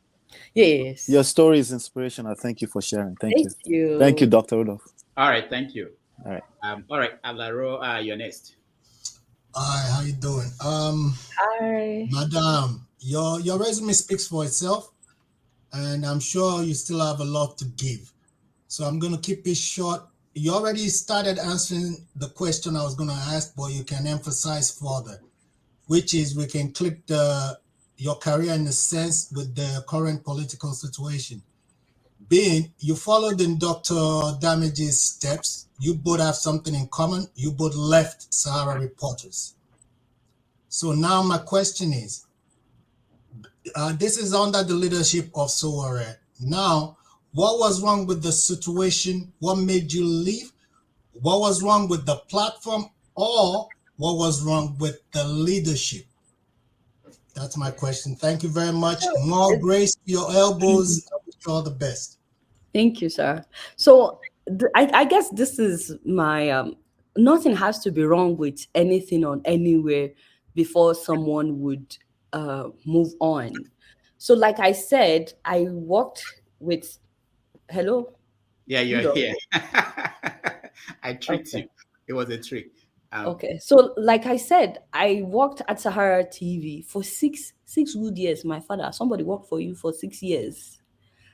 It's not like they just came in and left. By the way, there were people that came and spent, Rudolph, there were people that spent months. Am I lying? No. Declan is here. We used to all work together with Declan as well. There were people that didn't spend more than 1 year. What was the name of your former editor that time? Sheung? How long did he spend? My brother, people were coming in and out. People were coming. Me, Rudolph, and Declan came back. Me, Rudolph, and Fatima, and Tracy, and Declan. No, Declan left. He left us, went to Kenya. Yeah. We were there for a long time, my father. Nothing has to go wrong before we. I mean, 6 years, my father. Have I not? If I work for you, sir, for 6 years, will I not change your life and your destiny? Because I'm a very gifted somebody. Sorry that that didn't come out right. All I'm trying to say is nothing was wrong. Personally, I just knew it was time for me to leave. Like I told you earlier, I've always had my own media company. At that time, I had African Spotlight, and I would go about in New York City, spotlighting Africans doing amazing things. I did the first video about the owner of Buka before CNN, BBC, and others did videos about him. Like I did an extensive interview about him, a woman that has a Congolese dance studio to help heal fibroid. I did videos about him. I did a video about Showore, by the way. That's how we met. And so I had my own media company before I started freelancing for Showore. And if I left my own company, my own ambition to help build somebody's network for 6 years, and then I went back to my own, have I done anything wrong? My father, have the fear of God, be honest in your response to this. So there was nothing wrong when I left. It was shortly after I left that Showore announced that he was running. So you can't say that was why I left. So I left the last day of October. And then I think by January or something, he announced that he was running. So I didn't know that he was going to run. Although Rudolph could see, so he knew that Showore was going to run. Me, I didn't know. So, but nothing was wrong. And I'm not fighting with Showore, by the way. I still have him on speed dial. We talk. You know, he's my boss. He will always be my boss. If you've ever been my boss, you will always be my boss. And so nothing is wrong and nothing is going to be wrong. It's like people are looking for something to be wrong. Maybe absolutely not. I don't know. I commend you on moving forward. I don't have any beef with anybody, you know. So that's my father. Now that he's a politician, even he's on my plasma TV. And I told him then, I said, so now you're a politician, so you're now on my radar. And he's still on my radar. Okay. I wanted to say something. You came back. Maybe there's something that triggered you want to say something. I was just going to, if depending on how much fire Adeola got, I was just going to come in to help. Okay. All right. All right. Declan is a troublemaker, isn't it? All right. He wants to feel the flame. He came to solidarity with her. When you left, Declan, please, let's ask Declan. Did something go wrong? Why did you leave? Let's ask Rudolph Okonko. Why did you leave? Adeola, I was just so tired of being poor. I couldn't afford it. You couldn't afford what? Everybody thinks that anybody who was with Sahara was making big bucks, right? 6-figure salaries. Hey, you are going there. Bribe money. In reality, the African restaurant across the street. Remember B&D? What our credit was, right? So we didn't have money to pay for lunch, and so B&D was let us. And then they like, you people need to pay. You people need to pay. You have like this huge debt, and we're like, oh no, you know, we're good for it. All right. Let's hear the questions more. Stand by, okay? You may have to wait. Jude, go ahead. My father, you know me, I did not complain about money, about paid, about me. I have to get you out. Maybe we can get one person more in, okay? Go ahead. Jude, go ahead. Okay. Hello, everyone. Adeola, how are you? I've been fine for a long time, and happy to meet you on this platform. Thank you. So, I want to ask, comparing journalism here in the United States and in Nigeria, it's like a huge gap. You know, it's totally different in the sense that in US, the journalism is more of, they are more independent than in Nigeria, where more, but they often regard them as a brown pocket journalists. And that has also been has contributed in the rulers in Nigeria doing whatever they like because nobody calls them out. Even when they are interviewing them, they interview them, you could see a whole lot of fear in them to even ask a hardcore question and then follow-up question. They literally ask them questions and give them answers. So what do you think, what do you think would happen or would be done to make, to put kind of feistiness and boldness in the journalists in Nigeria to be able to call our leaders out, to call the Nigerian leaders out? Sorry, Daddy, that I have to cut you off, but they are really giving me. Okay, good. I have like 4 more minutes, really, because we are. Okay, all right. I think. But at least you are not understand what I'm paid. trying to. I think journalists are not well paid in Nigeria. Me, I don't label Nigerian journalists as brand envelope journalists. I don't, because I had the opportunity of going to Nigeria for an internship, and I cried in my spirit when I saw the condition, the circumstance under which some journalists work in Nigeria. I didn't do the internship in Lagos. I did it in my village. Well, not in my village, but something like that. And the state-owned TV station didn't have 1/10 of the equipment that we had at my journalism school. My school, not a real media company, but my school. There was only one desktop computer that they would turn on at 4 p.m. when the typist comes in. I didn't know how to process that in my mind. I was coming from, and I was still in graduate school at the time. I was coming from a school where they will give you a camera, you have everything, all the gadgets you need. You have your own laptop, and then you have the computers in the lab to edit and everything. And you had 2 people on standby if you have any questions. And so it was really hard for me to work under that circumstance, because I went in there with my Apple laptop ready to work, and then I got in the newsroom and I was like, is this the newsroom? It was empty. There was nothing in terms of gadgets and stuff. And so when I see the condition under which journalists work, that was when I understood why every day when we get to work that time, they will have the list of stories. You will see no electricity here, accident here, no ambulance here, this is that. And then you will see the governor's daughter getting married, the ministers did this, and then you come in and people go and write their names. You know where they write their names? The governor's daughter is getting married. The things that are not like news, but they will get something at the end of it. Nobody wants to cover the fact that there has not been electricity for 4 weeks. Nobody's going to give them money. So I don't know if you can blame them when you now know the condition under which they work. And then on top of that, they don't get paid sometimes for months, and they still have to put body together. You know what I mean? So I can't blame them, but I think the only solution is for journalists to be well paid in Nigeria. I think if they are well paid and someone is offering them 20,000 naira, 50,000 naira, they'll be like, what's that? I'm here to do my story. Are you offering me bribe?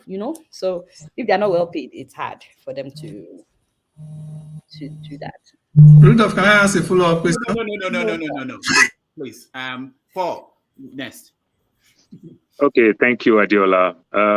Let me greet you like the way we greet from where I come from, as a worry boy. Adeola, whether you like it or not, the good Lord going to bless you. Amen. And your happy family. Amen. Then, Adeola, I want to ask a personal and a speculation question because I don't have it. Ask. Okay, Adeola, is your husband in the military? And I mean in the military in the US. Is he in the military? Because people said your husband is in the military. So by default, he's in the government. That's why you can afford to ask these tough questions and cost people, because you know the US government going to come for you. I have a soldier guy is guiding me, protecting me, daytime, nighttime, part-time, and overtime. His number one primary assignment is not even to protect America, it's to protect this woman. So he's in the US Army. He's a soldier man. Okay. Yeah. I hear it on speculation. He's also an architect. Okay, I hear it on speculation. So I just want to get the fact right. I mean, he's been in. There was one of my videos, the birth video. You could see him in the military uniform. So yeah. Oh, we all buy those uniforms at the store.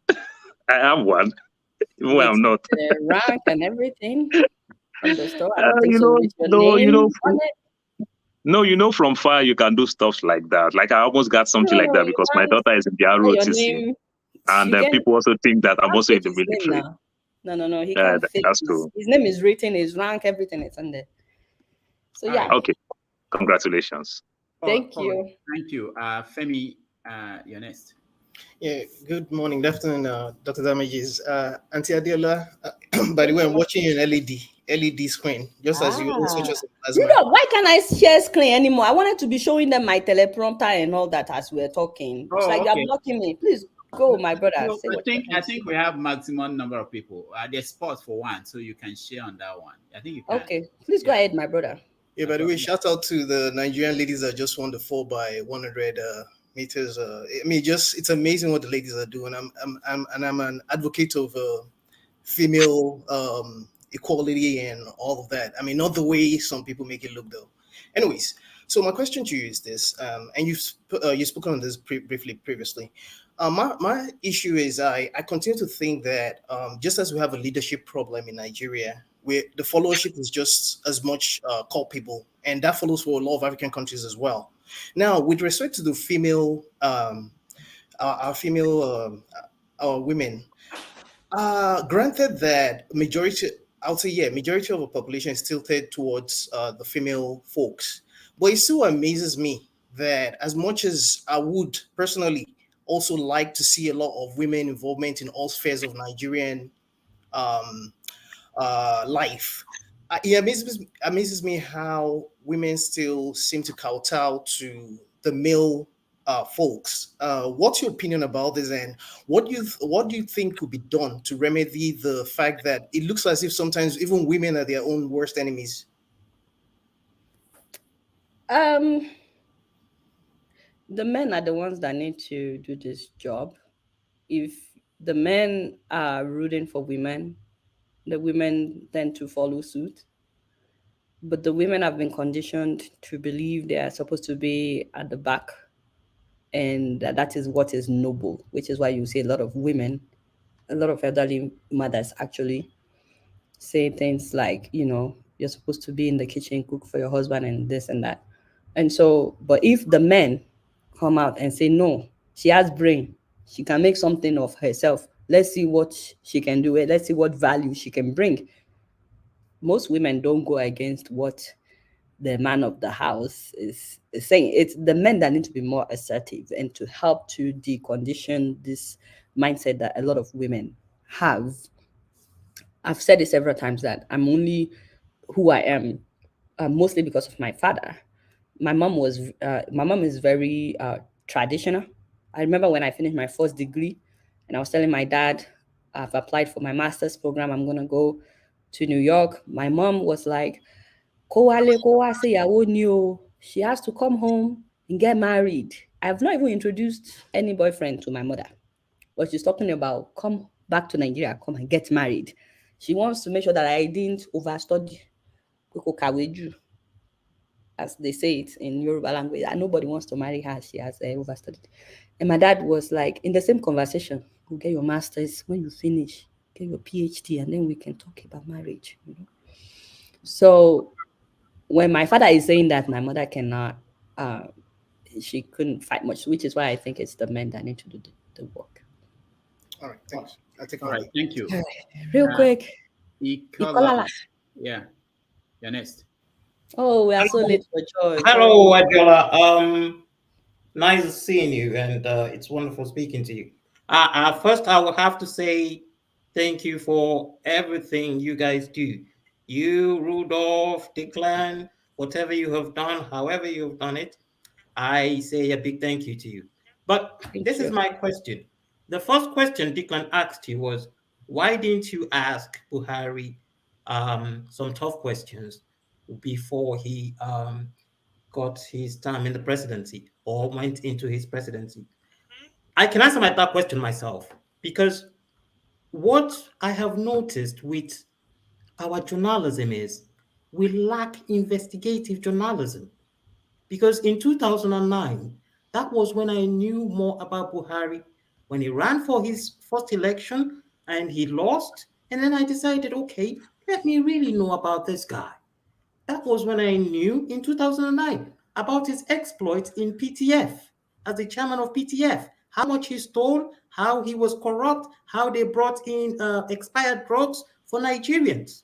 And then that was when I actually realized that most of the rules he gave when he was the president in 1983 weren't structural. They were just, oh, this is a problem. Let's quickly fix it. Let's quickly bring out a law. So the problem is our journalism is not investigative. And during my reading, I actually found out that, okay, we are thanking him for the new electoral act, which is going to come in, which most Nigerians now believe is going to give them a free and fair election. But no, it has nothing to do with our legislators. In 2016. Okay, can So, I'm really late for church. Yeah. Honestly, I wish I knew your address the day we were going to interview Buhari. Like, you could have asked him questions about all these things. He just became president. My job was to talk to him about, now that he's president, and I did. Like I said, there was nothing I could throw at him at that time about him winning election that time, and he just became president. But you obviously do, and I swear I wish I knew your address. Do you live near the UN for next time? Because I could just call you and say, Kolala, my brother, this is your chance. Let's go and talk about this. Adeola. Sorry, I'm really late for church. I need to go. Okay. Please, if you guys can just 30 seconds, the remaining two people. Okay. All right. So 30 seconds. Just a question. 30 seconds. No, like so, Mr. Ikolala. I just wish you were there. Yeah. No. Okay. I don't want to waste more time. Forefathers, you're next. Yeah, thank you for coming in, and I truly appreciate the work that you have done in Nigeria. I've seen some of the videos of the work you actually did on the ground, and I've not even seen a lot of your videos, but I've seen the ones you've done, and it appears to be a lot.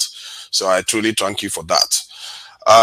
My concern with our influencers, journalists, and reporters, politicians, and elites is that we seem not to be educating our people properly. I saw your video today that you posted a Nigerian jubilating that they are in Canada, and there is a pattern. Our elites, what we do, we promote other people's countries. We literally leave the impression to our fellow countrymen to leave our country and go somewhere else. Clearly, that is, for me, I find that problematic. And because you have been in the West and your partner is in the military, that may also alter your judgment. Because the way I look at it is that we are supposed to be working together to fix our country, not to be promoting our people to go overseas and sort other things out. I know you are very, very influential. You have a lot of followers. I would like to tell our leaders to go overseas. Okay. That see, I'm giving you the impression I get from seeing your videos. Oh, so the impression you have get from watching my video is not that Yes. I'm trying to help fix Nigeria, but I want people to move over. I'm not saying you are doing it deliberately. Our leaders are doing the I same just thing. wanted to know that's the impression. Yes, that's the impression I get. Yes, and anybody that sees that video, they will see that, oh, look at how they are enjoying themselves there. They even have a term for it, Jackpa, how to leave the country. That is what everybody is doing, because everybody that goes overseas, they show it to them. Contest, in case there's anybody here that didn't see the video that you're talking about, I just spent about 20 minutes talking about how we can get rid of corruption in Nigeria and how it's affecting us, preventing us from being all that we can be, and how it's so sad that when people travel out of Nigeria now, they are excited to travel out of Nigeria. And I played a video showing an example of someone that left and how excited he was. And I said, it's really sad because in some places, when someone leaves their country, they look forward to going back to the food, to the culture, to the people. But in our case now, when people leave, they are excited. But the truth of the matter is abroad is not heaven. I'm sure you all heard about the Italian man that was killed. I'm basically saying the same things I said in that video. But now you are painting it as if I showed the video of a man that went to Canada. I'm not attacking you, my brother. I'm just saying. No. I understand what you're saying. God now. Me, I'm trying. But when you say corruption, this is, you see, you are not understanding what I'm saying. I spent about 20 minutes talking about how corruption is affecting us. Let me explain what I'm saying. I spent the first 7 minutes. I spent the first 7 minutes of the same video you're talking about celebrating. Corruption is not at the heart of our problem. Sorry, this is not. Let me answer this. I spent the first 7 minutes celebrating Nigerians that are making us proud in the international level, Commonwealth game, winning gold left and right, becoming the first Black person to become the president of the Royal Academy of British Architects. I spent the first 7 minutes celebrating. That too is a problem. See, that's the thing you don't understand. Man is the first Black and the first young person. Maybe you should do it in Nigeria, not to be doing it in foreign countries, not to be.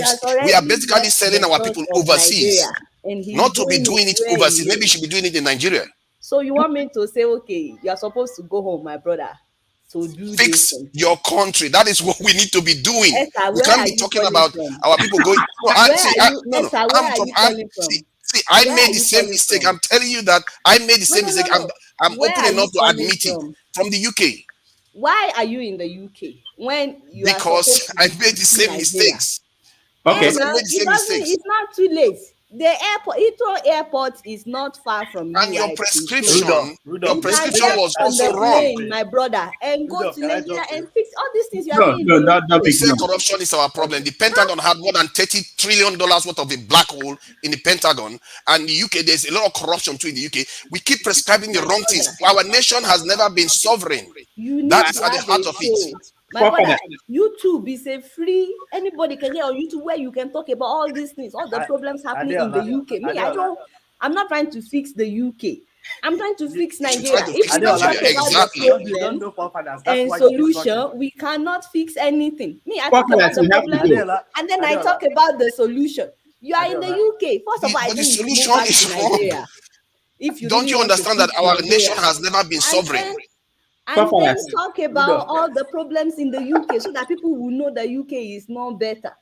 It's a free word. I'm sorry, I'm not trying to clap back, but he's making it look like I'm painting Nigeria bad. My brother, I don't say half of what is happening in Nigeria.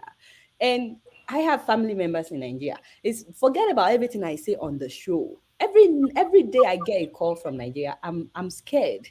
Because I know what it's like to get a call that so person passed away, so person was in an accident. The way I found out that my father died, it wasn't even phone call. It was email from somebody sending their condolence because nobody was bold enough to tell me that my father had died. How do you think I feel? Like, I'm not trying to paint Nigeria bad. Nigeria is bad, and it has never been this bad. But guess what? Nigeria can be better. In this same video that you talked about, I read a comment of someone saying that we can never get rid of corruption. And what did I say? I said, I don't believe that. There were countries that had it worse than we did, and they were able to fix it. Nigeria can be better. Nigeria can and be many of them recommended that we should kill a lot of people. Those are omens that you are not paying attention to. Many of them recommend that we should kill a lot of people in that country. One of them was even talking about remaining 10 million. I said we cannot. But what you are not seeing there is the dangers. I don't think I'm your problem, sir. I think maybe the people that commented are the ones pissing you off. I think me, I'm your girl. Deep down, you love me. You can be that's me. You appreciate me. I think maybe some of the people that commented are the ones giving you headache, and you don't know how to reach them. You thought maybe because, to be honest with you, you are not being fair. In terms of that video, I did justice. I celebrated Nigerians making us proud. And then I talked about corruption. I talked about all the ways, suggestions that people gave on how, because we need to fix it if we will fix the country. And I talked about someone going abroad celebrating and why that is sad. I talked about why that is sad, my brother. And here you are saying that I'm painting it as if other countries are better than Nigeria. Shoot, my brother, why are you in the UK? If other countries are not better than Nigeria, you can always start by I made the same mistake. That's what I'm saying. We shouldn't be promoting the West to them. It's a correctable mistake. You can always buy a plane ticket to go back. I'm working in Nigeria right now, like you did too. I'm learning from some of the things. I'm engaged in Nigeria every single day. I know how much is fuel in Abuja there. Okay, so, thank you.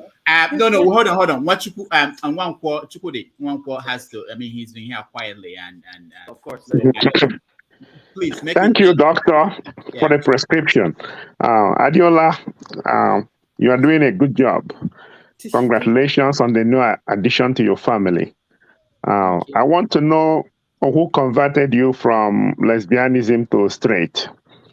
What? that was the rumor going on that you were lesbian.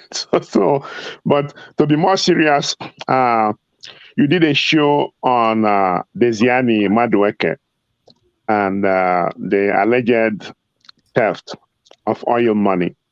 I do not support theft at any levels, but I think you should also do a show on the oil thieves. People who are sleeping in their bedrooms, they get a phone call, go out in the Gulf, and that oil is yours. They are far removed from the oil, some of them 1,000 kilometers from the source of the oil. And they are drilling the oil and they don't know what to do with the money.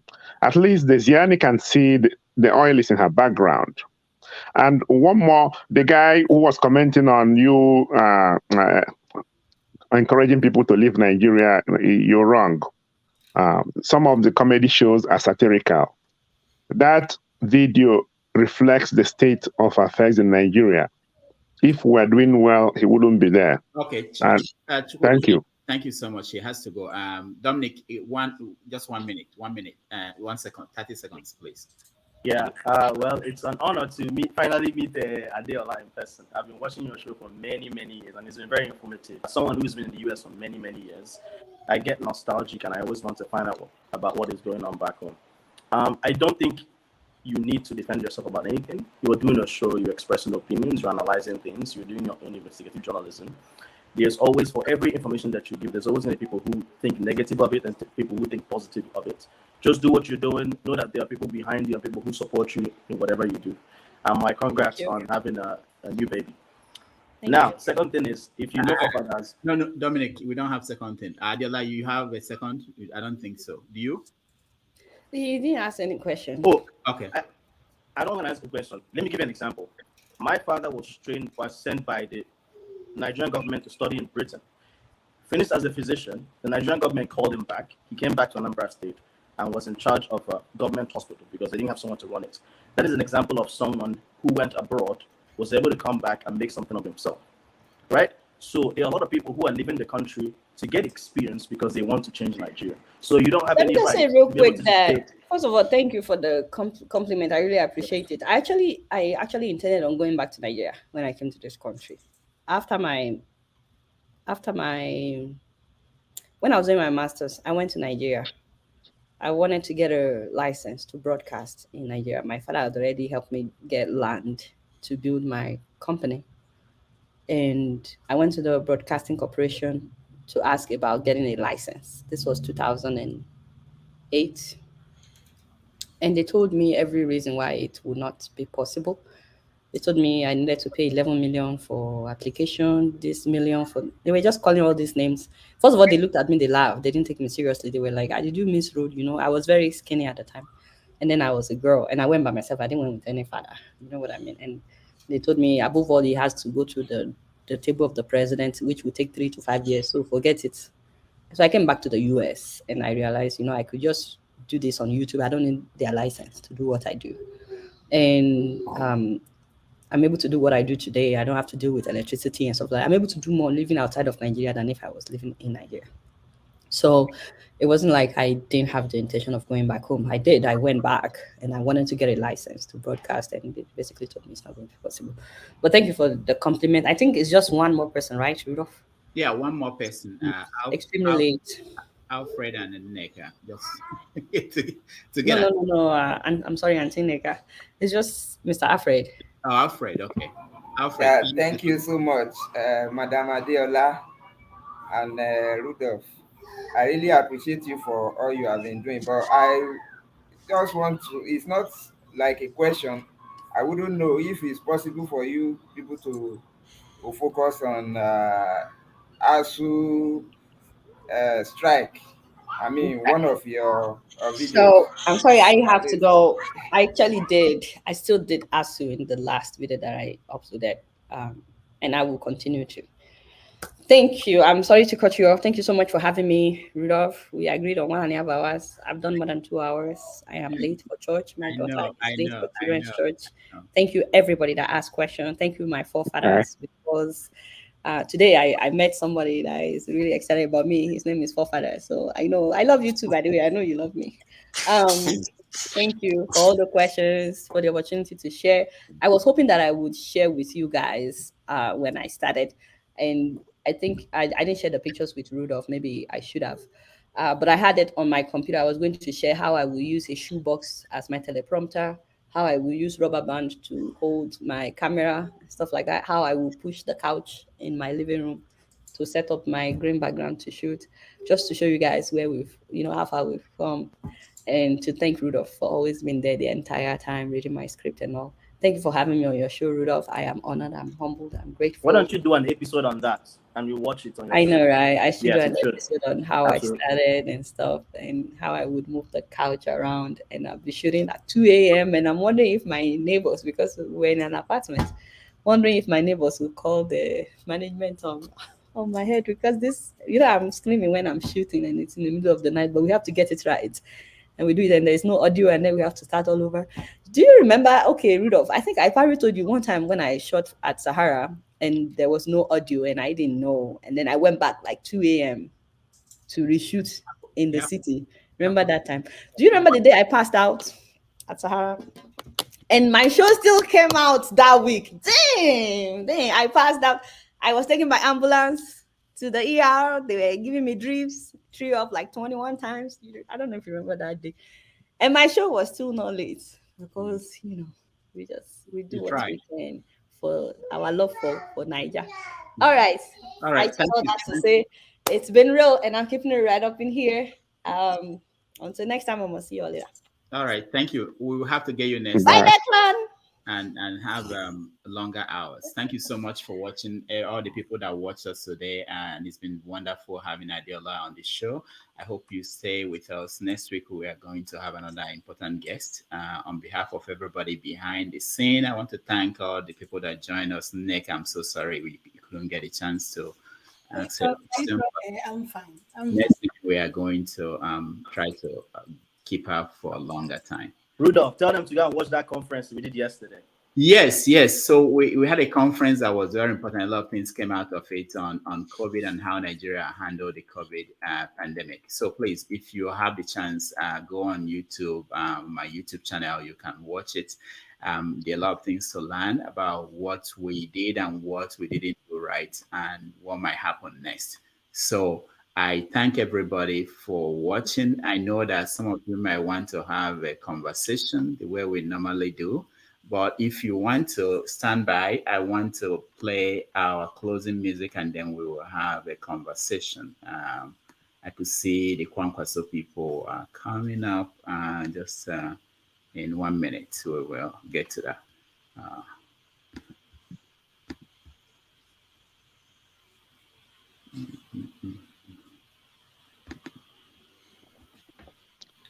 Okay, hold on.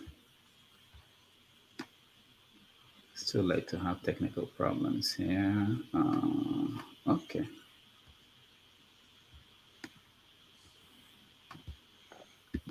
All right.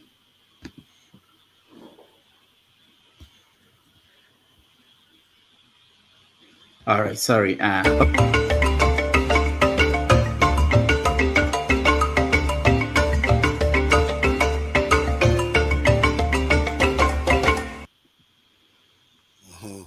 Okay, so I didn't go offline, so we're still online. Let me just give another 30 minutes for those who might be interested in having a small conversation on any subject you choose. I just wanted to respond to Forefathers and his philosophical rigidness when it comes to people traveling abroad. Quite honestly, anyone can go anywhere so far as is to develop themselves. At the end of the day, what's important is having a fruitful life, a life that is useful for yourself and your family. I don't think anyone has any right to tell anyone where to go and where not to go. At the end of the day, our hope is that Nigeria becomes better so that it becomes more attractive for people to come back. there are people who are very nostalgic at heart. Many of us who are here, I'm sure you are aware, many of us who are here, I'm pretty sure do not want to stay in this country forever, in the US, the UK. But it's because of how Nigeria is. That's why we're here. And guess what? A lot of the money that's being remitted back home in Nigeria would not be remitted back. Nigeria probably would have been a failed state, a banana republic, if we weren't sending billions of naira or dollars or millions of naira or dollars from the US or the UK and other countries. So it doesn't make sense when someone is antagonistic to people traveling abroad, right? If I was not in the US, I probably would not be a doctor as I am today, right? So for someone to be making comments like that, it just flies in the face of, I don't want to say common sense. I don't know how to put it, but all right. Yeah. Thank you, Dominic. Let me give Nick an opportunity to say something because she didn't get a chance. Rudolph, don't feel bad. I wasn't going to. All I wanted to say was actually to ask Mr. Chudi Nwankwo that his comment, was it really necessary? It's not like I'm going either way. I don't know anything. But in such a platform, was that comment really necessary? From what he just said, he said that that's what he was hearing. So if that's what you were hearing, did you research on it? And again, was it necessary to come up here? I don't understand. Sometimes we claim that we are in the Western world, that we've all been to school, but when we behave, we still behave like animals. I don't think that comment was necessary. And I'm really glad that she took it well. But as a human being, it has to hurt. And I'm not saying whether it's true or not, but I really don't think this is. I hope that you will sleep over that topic. Okay, let me respond. I think you've spoken enough. No. Can I respond? No. Yeah, you have spoken enough. You don't have anything more. You must allow me to finish.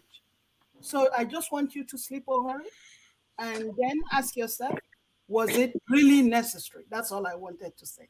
I didn't want to ask her any question because she answered all my questions. All right. Okay. No, Can I respond? No, not yet. I will call you when I feel you are calm enough. Ezobodo, please. You have anything to say?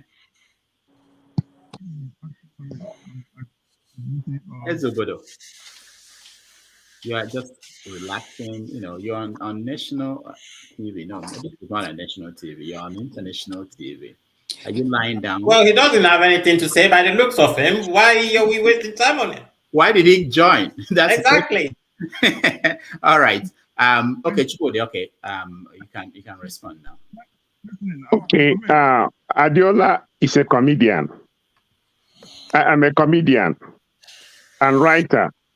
Okay. I guess she would have slapped me if it was somewhere like Westmead did. That wasn't supposed to be something that would make you all riled up and calling me an animal. That's what you just did. That's even worse than what I said to Adeola. So you should be careful how you talk also. That was just meant as a joke, and I said it was a joke. I'm happy that she has a family. I have grandchildren, so I know what it means to have family. All right. That's all I want to say. Okay. Also, what I think is that this is a proof that comedy is hard. Because it wasn't funny. It's hard. People don't know. All right. Ijoma, you have anything to say about anything? Unmute yourself, Ijoma. Okay. All right. What I want to say is that I've been following your platform, Dr. Damages, and I think I've watched so many shows and been on the platform as well to contribute just like any other person. And what you are doing is a very great thing. And it's called Have Your Say, What You Say, and 90-Minute Africa. Perfect, well. And it's something you're giving us, those who have interest, a platform to contribute to the affairs or to contribute or to bring our own enlightenments or ideas or something like that. But what I have discovered is quite abusive. People are attacking people in a very, very, very, very I don't know how to describe it. This shouldn't be this way. And the damage is probably, I'm just a suggestion person, probably when you start your show, probably to make it clear that attacking people because they are hiding on cameras or or on the net or something like that, that is not acceptable because it is rude. It is rude. And some comments are very, very, very harsh. I mean, if what she said before, like if anyone is gonna meet me now where I'm sitting now in my garden, it's not gonna talk to me in that way or whatever it is. So we have to respect each other. In as far as Dr. Damages has given us this publicity, this platform to express our views or to contribute, it's not a question to attack people in that form. I mean, I have noticed that quite a lot, and it's not good. I mean, or people will say your accent is this, or you speak this way. But what I had today is quite very, very, very sad. That's all I want to say. And Dr. Damages, it is your show, and I respect you quite a lot. You know that very well. But I think you have to make it clear to these people it doesn't work this way. Thank you. All right, thank you, Jama. Yeah, Dr. Yakubu, welcome. Oh, thank you, Dr. Damages. I've been watching your show and I'm so delighted to be here. We cannot pay you enough for what you're doing. But I just want to beg that you should research something that I think is evolving and very damaging. Our religious leaders are about to destroy Nigeria. In fact, they're going to make Nigeria worse than it is now. If you look at, I've been to countries that we look up to as a religious nerve center. I've been to Israel, to Saudi Arabia. They are just mere nerve centers. They are so advanced, at least in the aspect of taking care of their people. Religion is secondary for them. But Nigerian religious leaders want to take control of our brains. And you guys need to come in to rescue this situation. Our youth need to be able to think freely and understand what is going on. Our youth need to understand that the situation on ground is an interaction between the cabals or the oligarchs and international community. All they are out is what they get, preservation of their empire.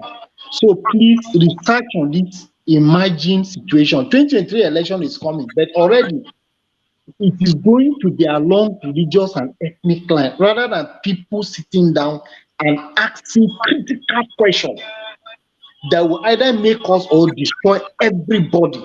Because once the bullet is fired, the bullet does not recognize a Christian, a Muslim, a pagan.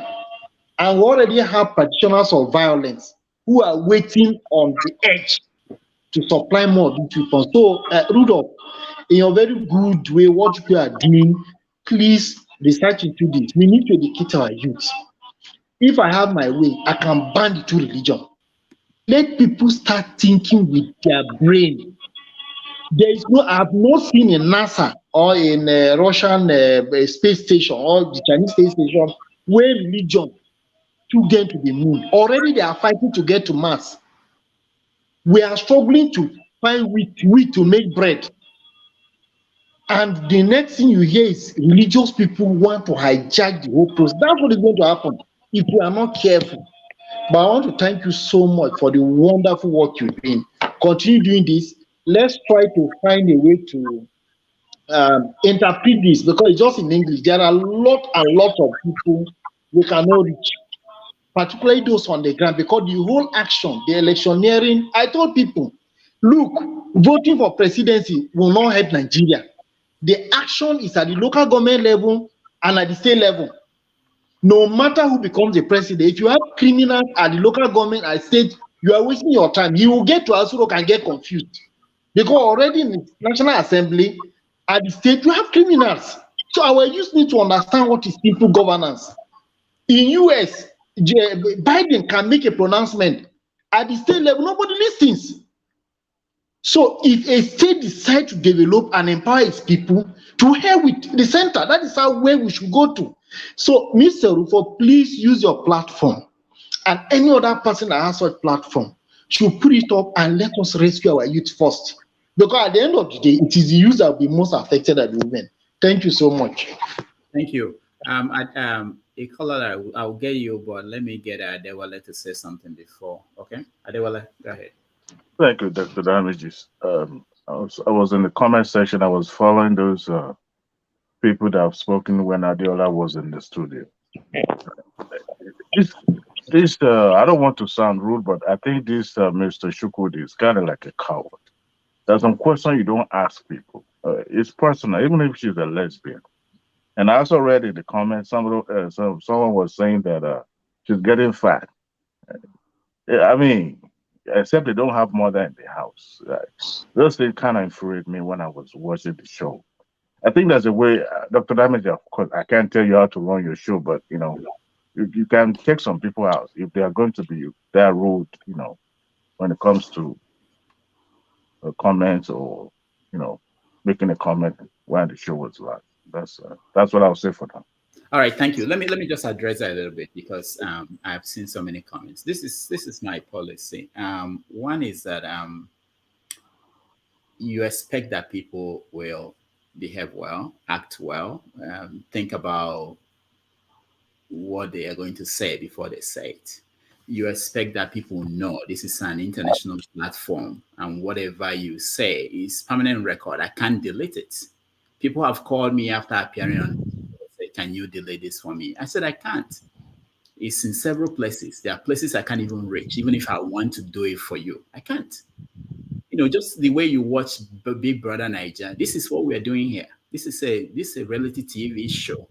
You make impression on people who know you will see what you say. And I prefer that peers, people who are here, will be the one that will address whatever people say, rather than me removing people. And I wish we have what they do on radio, where when you call a radio show, they ask you, what are you going to say before they let you come on.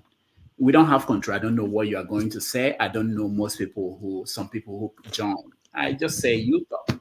You hope that people will. But I think the best way to correct people is that other people who are watching will be the ones that will tell them. I can shut somebody down. That doesn't mean he won't go somewhere else to make a comment. There are people on the comment section who say things that are outrageous. Some of them, I wonder, some of them come here and criticize all of us and say we are stupid. We are talking about one Nigeria when Nigeria is dead. And they keep talking about it every day and they are watching. I said, don't you have a better thing to do? If I know that people are talking about something I don't care about, I wouldn't go every day to make comments there. Why? So sometimes it's better that, I don't want to, I prefer people have a say. And that's what I always believe in. Let the world judge you. But I hope people know that whatever you are saying here, this is your record. This is what eventually some people who are familiar, who are coming here every day, every week, they have told me that when they go out there, people now identify them, and they identify you and they see you based on what you are saying. They don't see you, they don't know the real you, they don't know what else you are. So it's very important that if we talk on a public forum like this, and you should, and you have to know that people are human beings, whether it's Adeola or anybody else you see out there, they are people, they are impacted by what you say. We only hope that, things will get better. Who wants to say something? Okay, Declan, go ahead. So I just want Rudolph, I agree, right? So you could have removed Chukwudi, and then he wouldn't have been lambasted by Nika, right? Mm-hmm. And we saw exactly what he was about when he says you've said enough, right? Mm-hmm. So that's all on display, right? And it's important for peers and, just as you said, to be the ones to speak up rather than you moderate people's voice. People need to have that dialogue, from my opinion. And I know that's how you think because, we've talked about these kinds of things in the past. So I think keeping him in, allowing him to be shamed, and then seeing, how he actually behaves, I think that was the right thing personally. But I understand why, if people don't think of it that way, and I understand why they would be upset with you in terms of that. But I think that you need to have outlets so that people can dispute and say this is inappropriate. So I agree.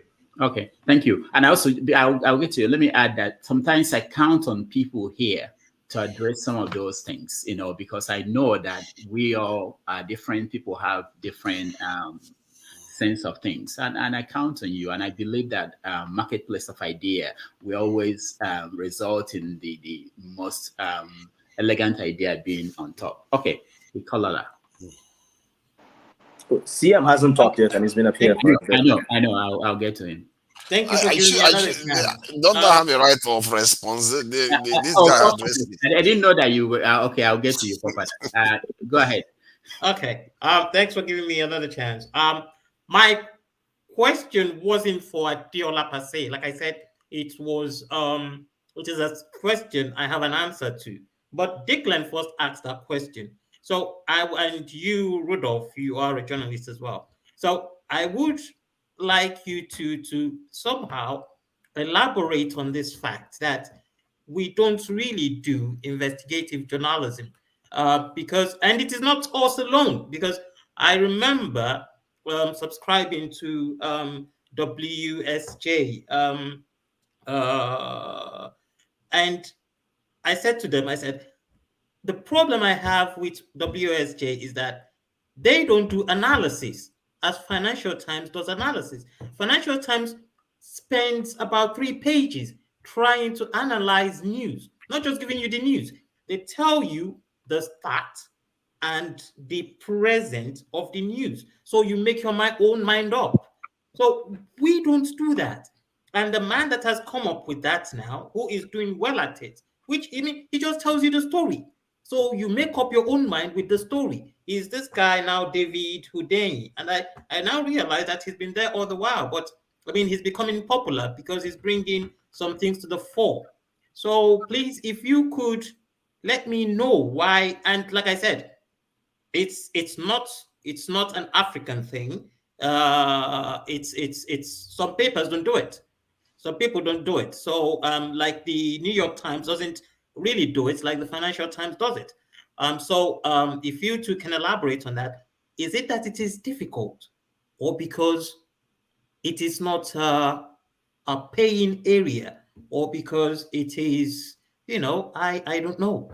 All right, thank you. I will get to Declan too because he did an investigative reporting for Sahara to talk about that a little bit. And also I can chip in. But let me hear from Fofadas. You wanted to respond to something. Go ahead.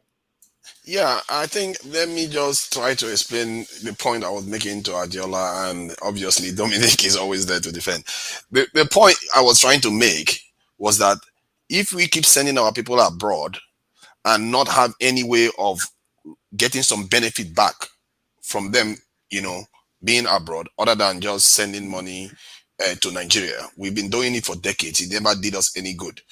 And for me, when I look at it through time, I don't see much that has changed from when we used to sell, when we used to sell our people overseas, and now we are actually giving them propaganda to be going overseas by themselves and serving other people's countries. Clearly, that lady's, this Adeola's husband is actually serving another country, a country that other people built.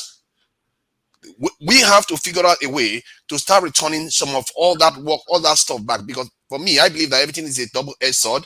If our people go there, they need people like Adeola that have such a big platform. I'm even surprised that they cannot come up with an idea that says, you know what, when you're going abroad, we can even fund you to go abroad, but you have to transfer knowledge, you have to transfer expertise back to the ground, you have to train people on the ground to so that they can profit from what you are doing, and ultimately you also plan to return back. This is kind of stuff that the Chinese do. We always, like the minister of diaspora in our country, what that woman seems to do, for me anyway, when I look at her, I just look at her like a slave trader. Like, she just promotes all our Nigerians doing well overseas. It's like, what is the good of that to Nigeria? It has no good for Nigeria when you are not encouraging them to return back. You don't have any program for them to return back. And when they talk about recruiting foreign doctors overseas, guess what? Our government didn't even say, let's recruit those our Nigerian doctors that are overseas. They wanted to bring Europeans. Something is wrong with the way we think when we don't understand that we have to build our own country. Every single time I made that mistake myself. I'm not going to blame anybody that wants to leave Nigeria. What we need to be putting in place is how to transfer whatever we are losing so that it comes back. These people are educated in Nigeria, they leave the country and go and serve for some other country and just send us trinkets. This is the same thing. That's why I say people don't watch history. If you watch history, you will know that nothing has changed. All right. It's the same pattern repeating itself over and over again. Thank you, forefathers. I don't know who wants to take. I want to say something, Doctor. Who wants to speak? It's Chukwudi Nwankwo. Okay. You know, maybe I did a wrong joke, but people have called me gay, and I handled it. You can call me anything, I will handle it. Okay? I understand the sensitivity with LGBTQ, and I support that movement. Okay, that was just a joke. If you want to turn into something else, it's like gay pastors who want to lynch gay people, but inwardly they are gay. I don't know if that's what this is turning to. One other point I want to make is people are talking about Nigeria. You need to have a country before you start fixing it. Okay, we do not have a country. Someone said something about states going their own way. You cannot do it. You have what you call concurrent and exclusive aspects of our constitution, which means that a state cannot decide to build a seaport. A state cannot generate electricity and it goes to the national grid. So there are so many things. You know, sometimes we start building from the roof downwards instead of building from the ground upwards. So if you understand the system, then we wouldn't be saying all this. Let's put it right. We don't even have people will mention Singapore. Have you read the Singaporean constitution? No. So before we say these things, let us start from the fundamentals. All right. I'll take a break. All right, Chukwudi, thank you.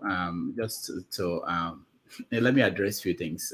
I shouldn't be. This is just a different kind of show. I should just let you talk. But in case of Chukwudi, you know, when you said maybe you made a wrong joke or something like that, I think if I were you, that would be a point where I would say, you know, I'm sorry about that. That is not, because if you think it's not right, if you think it didn't work, you know, that's the time. You don't wait for another time.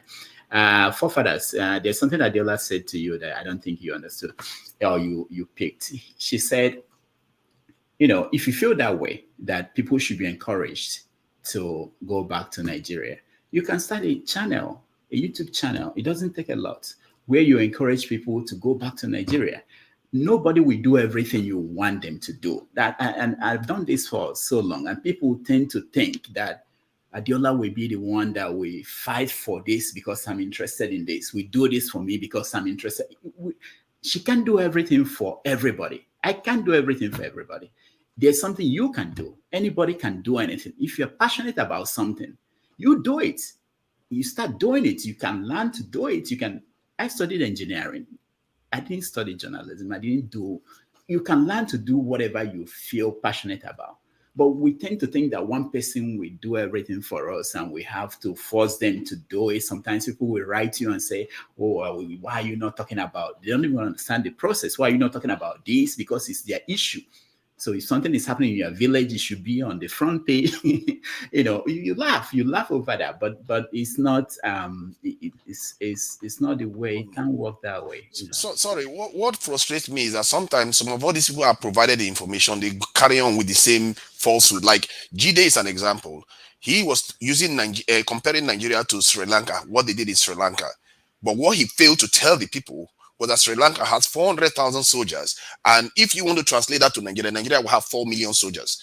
But when I informed him of that, he still carried on saying the same things and still saying that we should invite foreign troops to Nigeria.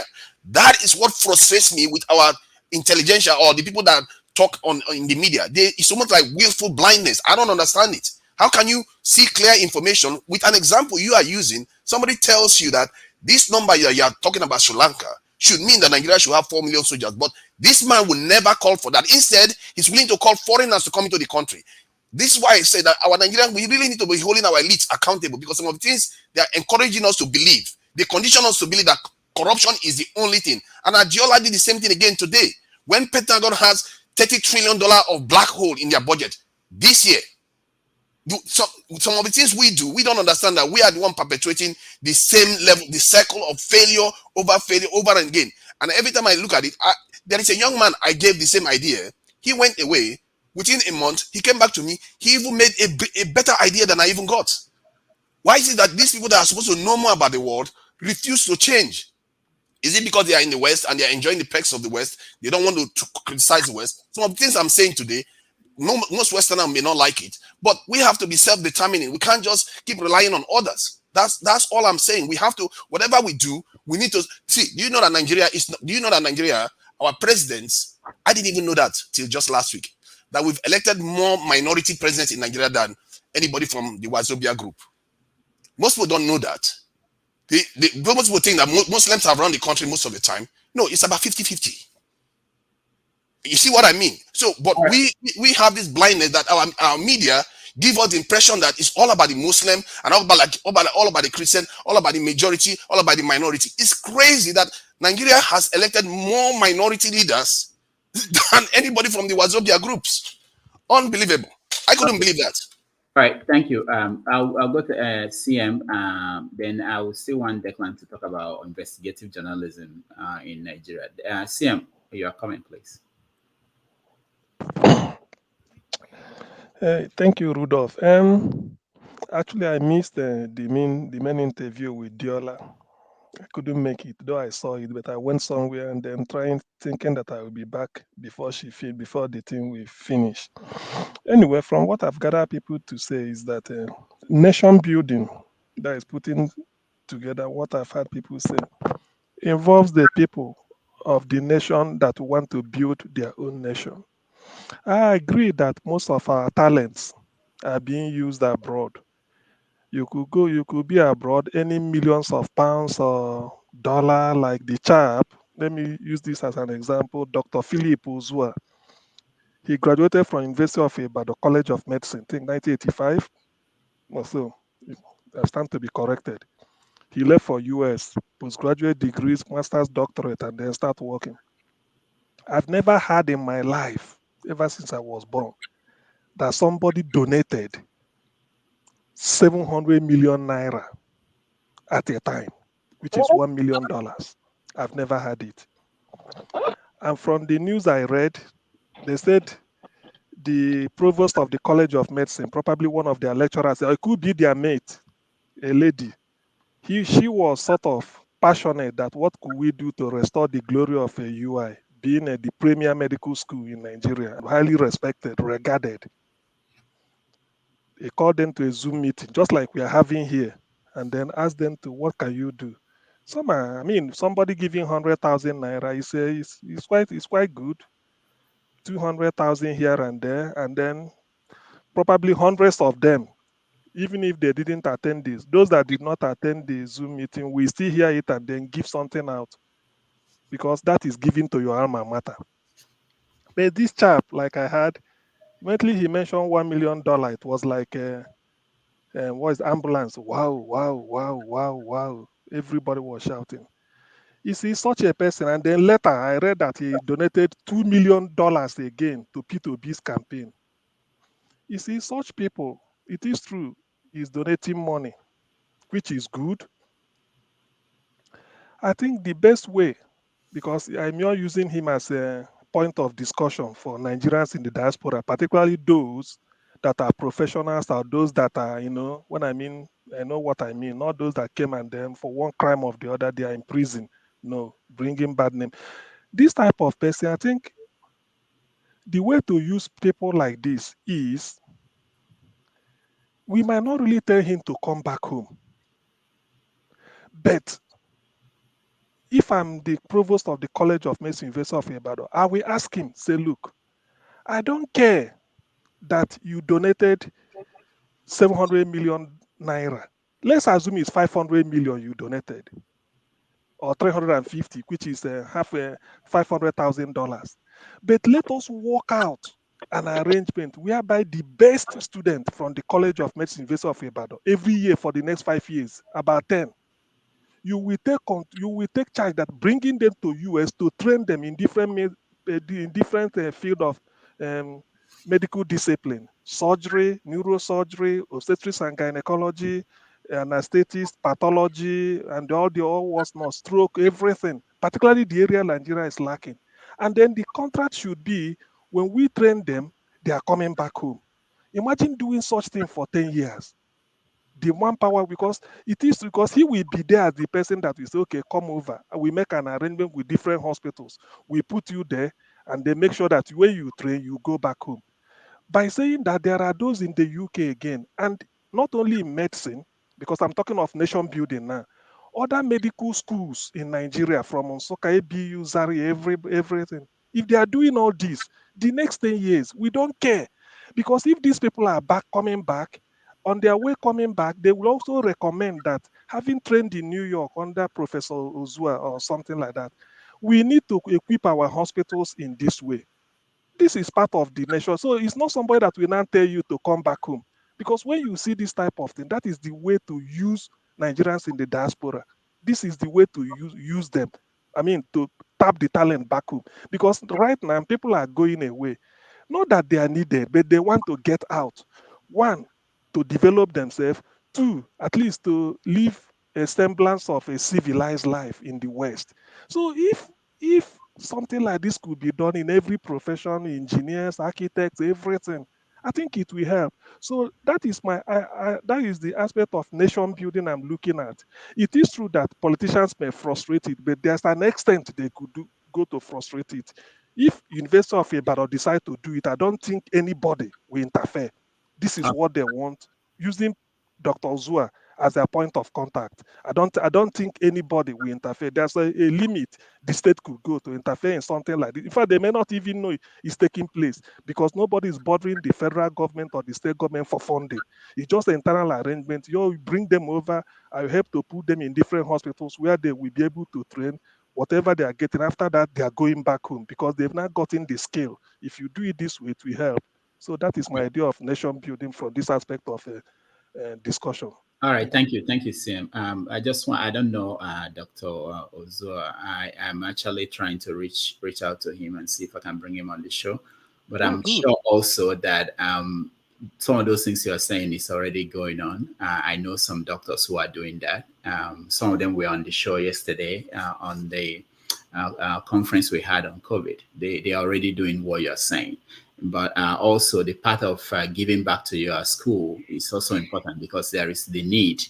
Now, you can say the government's supposed to fund universities. Sometimes government money will come and nobody can account for it. But if you send money from here, like some of those doctors are doing, you monitor it and they use those resources for what you want them to use it for.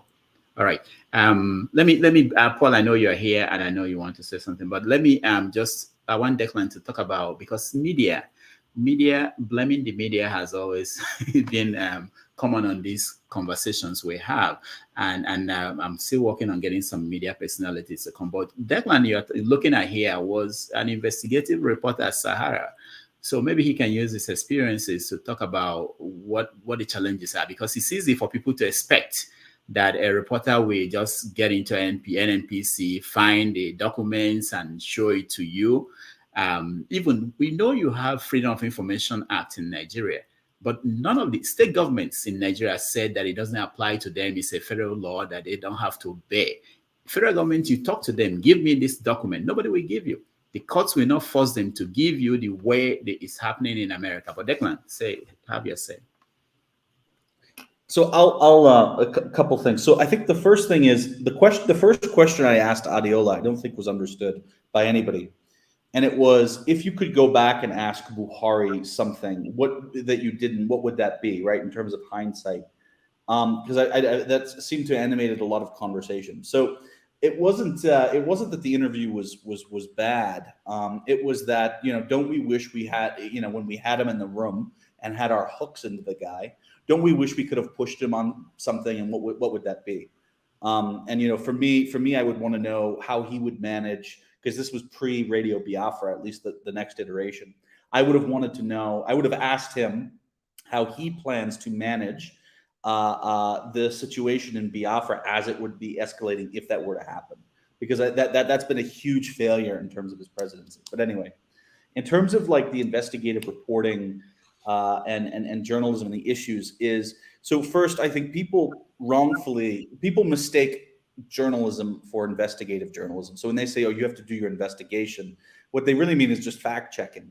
And so even our notion of what journalism is as opposed to investigations, it's usually conflated.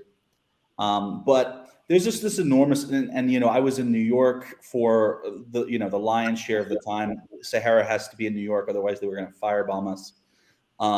So we were operating from there, and we would have relationships, and then we get the information and everything. So that was the first challenge, and we were privileged because you know the Nigerian government wasn't able to reach us in New York. Otherwise, they would have done terrible things. We used to get death threats. I used to get, you know, to even bring up, you know, since we've been talking about kind of homosexuality and lesbianism, I remember Bukola Saraki's people took my phone number because I used to harass Saraki and try to get all sorts of stuff and comments of him. Took his number. He thought, and then also Shaware's numbers, and they dumped him on, I think it was like Nairaland, and said that these people were trying to promote gayness in Nigeria. And it was about 3 a.m. and I started getting all these phone calls on my cell phone saying, why are you trying to destroy Nigeria, this whole thing, right? So there's so much intimidation and harassment that happens, and we were lucky because we weren't in Nigeria. The second thing was when I would meet with people, they would I mean, they'd even try to bribe me, right? And obviously I'm not a Nigerian, so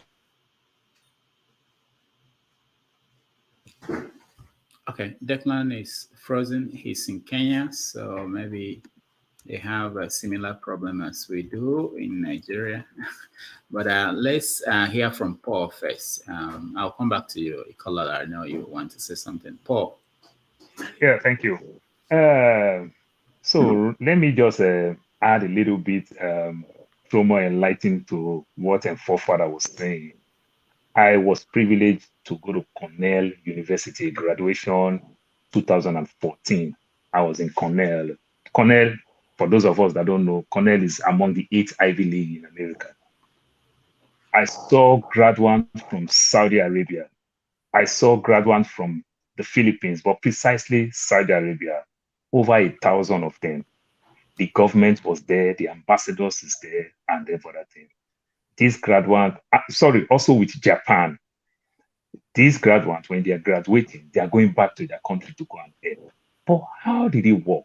It worked like what the Cubans have been doing for many years. They train these people, they sign contracts like footballers sign contracts when they go play football in overseas. You understand? You're going to go to school, the government train them, and they're going to come back and give back to their society. And that's exactly what they did.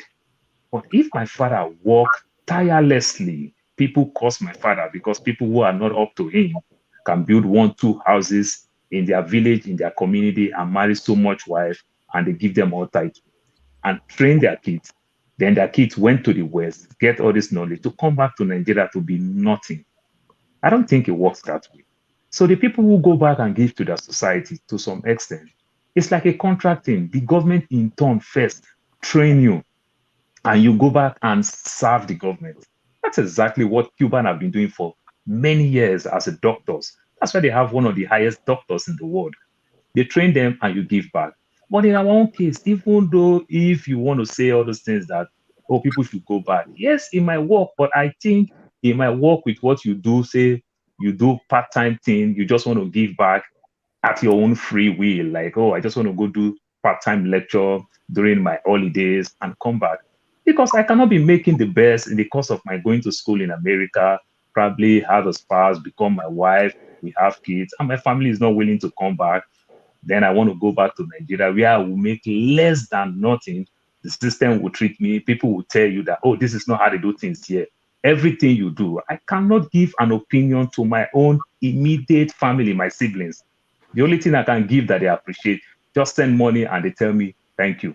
But say I want to give my own opinion to any discussion, they say, no, they don't do things this way. This is how they do things. I don't think it works like that. So the Saudi Arabia who are doing these things, the Philippines who are doing these things, the Cuba that have been doing it for a very long time, the Japanese, even though China, the Chinese people send their people here, get this knowledge and go back.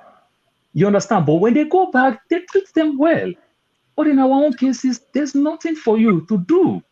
You understand? It's hard. So let's be factual. Then, forefather, when you say all those things, and you said you make mistake, for the fact that you said you make mistake, which means you just realize that you made mistake.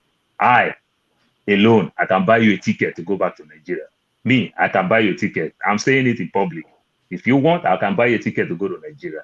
It doesn't work like that. My brother, you're going to come back. If you have the right papers to go back to UK, I can beat my hand on my chest. Under 1 year, you're going to come back. I work in the aviation industry. I see many of my people who came back and they left again. Some of us came to America, to UK. We end up moving back to places like the Middle East. Why? Because we are looking for the best life to raise our own family and friends. So it's not as easy as you think. Thank you for now. All right, thank you, Paul. Forefathers, you have tickets available. Thank you. But no. I didn't say it. I talk. I just say I remember you very well. There's a ticket for you. Yeah, I will hold him to it. You know, when I want to travel, I'll hold him to it. Not travel, you want to go I'm going to come here and I'm going to tell him. He thinks I'm joking. When you want to go back. See, I'm already transferring knowledge every single day. That's but it what doesn't. It do not be wise to just go back when you give up advantage. I'm not saying we should give up any advantage. I'm saying we should have the best of both worlds. Okay. Okay, go ahead. Yeah, we have several conversations going on. I want to Declan to finish because you guys ask for it every time. Declan, finish your thought about media and investigation because sorry, the power went out. So I think what I was saying as it went out was the amount of bribes that people tried to give us is incredible, and that includes me as a foreigner. Which isn't to say foreigners don't take bribes, because of course they would and do. But the amount of temptation and efforts to intimidate and bastardize people from doing stuff, surely all of us know that. But it's a lot. It's a lot of pressure, and to do this really well in Nigeria journalism is one of the most dangerous professions, right? And it's getting more risky. And then somebody like Adeola, who is both a journalist and a satirist and female. The amount of the disrespect and treatment that she gets because of all of those things is just very serious. So that's why the politicians in Nigeria do not want you to be able to think, let alone conduct investigations into their malpractice. They just don't. Thank you. Yeah, he mentioned something that we always forget, that is a dangerous profession, very dangerous. Everybody here, if somebody comes now and obtains a copy of your bank information and puts it out there in public, you know how you are going to react. Even people who cannot tell us their age and the school they went to, just imagine, you get their bank information and put it out there, and they have power. These are people who are powerful, So it's not an easy thing, and it's expensive. When you see some big blockbuster investigative reports, sometimes it could take a year to get the story right, and a lot of money. If you have to fly to Bahamas, go somewhere to meet somebody because they don't feel that they should send information to you via the phone or through email. There are many aspects of it. It's not easy. And the media in Nigeria, that's something all of you know, but people tend to ignore that. Almost all the media in Nigeria, they are owned by politicians or people who are in bed with some politicians. So they are not really interested in doing it the proper way. They know why they set it up. Most of them are not profitable. There's no money for reporters to go from Lagos to Bayelsa, for instance, to cover something. They cannot have that kind of money. A flight from Lagos to anywhere now is about 100,000 naira. And you expect a newspaper to pay somebody they don't pay 100,000 naira a month to pay for them to fly to somewhere to invest. It's not easy. So sometimes we want the media to do magic when the structures are not there. Okay. Dr. Damages, please let me add something to what Declan said. Okay. In my writings, I advocate for LGBTQIA issues. on the different fora that I belong to, I defend LGBTQIA rights, and Dr. Damages is aware of that. So if I offended Adeola, I apologize, and I hope you pass the apology to her. But as comedians, I'm also a well-accomplished satirist. Dr. Damages is aware of that. So sometimes we can make mistakes, and if I did, I apologize. But for it to be turned around into something that is not, it's unacceptable. That's what I want to say. All right, thank you. Ikola, go ahead. All right, thank you once again. I quite appreciate your explanation, and thank you, Declan and Rudolph. But this is another side of it. I know but investigative journalism is dangerous everywhere, even in the States. Say you have something you want to say about a man like Rudy Giuliani. I don't think you're going to be able to walk on the streets of New York without looking, at your back. But what I'm thinking of is, but please educate me. I'm not saying I know it. I'm just saying things as a question and a comment at the same time. Is there a chance whereby that journalists in our place are not even at all seeing this as a responsibility? Because I know one thing. If you go to one politician who is contesting against another politician and say, look, if you pay me to do an investigation on this guy and bring things about, because it's all politics at the end of the day, and do some reporting on this other person, believe me, there is a chance you get protection and the money you need while doing your job. Because the money, you're not putting it in your pocket. You are presenting that person to Nigerians as they are. Now, that other person, seeing what the other opponent has done, would also hire a journalist to do the same thing. And then you see the books are balanced. I have done an investigation on this guy, and he will give you all the resources you need. The other person will do an investigation on that guy and will give you all the resources you need. Except and like I said, it's still a question. I'm not saying I know it. Except you are telling me that these politicians connive with each other and say, look, just stop those journalists. Don't even give them a chance. But still come out on TV to talk dirty on the other person. So I still think our journalists haven't seen their responsibility to the people. And please correct me if I'm wrong. Okay, I will go to the priest of peace, but let me just say this. I don't know if Declan has something to say about what Ikalala said now. But first of all, I think you're mixing two things. If you're talking about investigating your opponent in a campaign, it's not the job of the journalist to do. If the journalists, they want to do it, they do it for the sake of the nation, not by collecting money from opposing politicians. That's not what is done anywhere. So getting money from politicians is not a way to do your job, because the person giving you money also has some issues, and it should be an independent thing. When you talk about journalism and investigation, it has to be independent. It can't go to the people, the other side, to collect money to do the job of this other side. Then you are not a journalist at that point. People doing that are not journalists. There's something they call it in America. So anyway, but the point is that it's just take it from me. It's hard. It's even in America, it's getting harder. In Europe, it's getting harder because of the same issues, which is the resources. People are reading news without paying for it. The media, there's no media house anywhere in the world that is rich now the way they used to be. CNN, for the first time since it started, I think for the first time since 10 years or 20, they said that they didn't make up to $1 billion last year. So they're not, if you're not making, and you're talking about a big organization that you have to pay a lot of people and do a lot of things and invest in the tomorrow's knowledge and tomorrow's technology. Anyway, let's leave that. Let's go to, I think I wanted to talk to the priest of peace. Okay.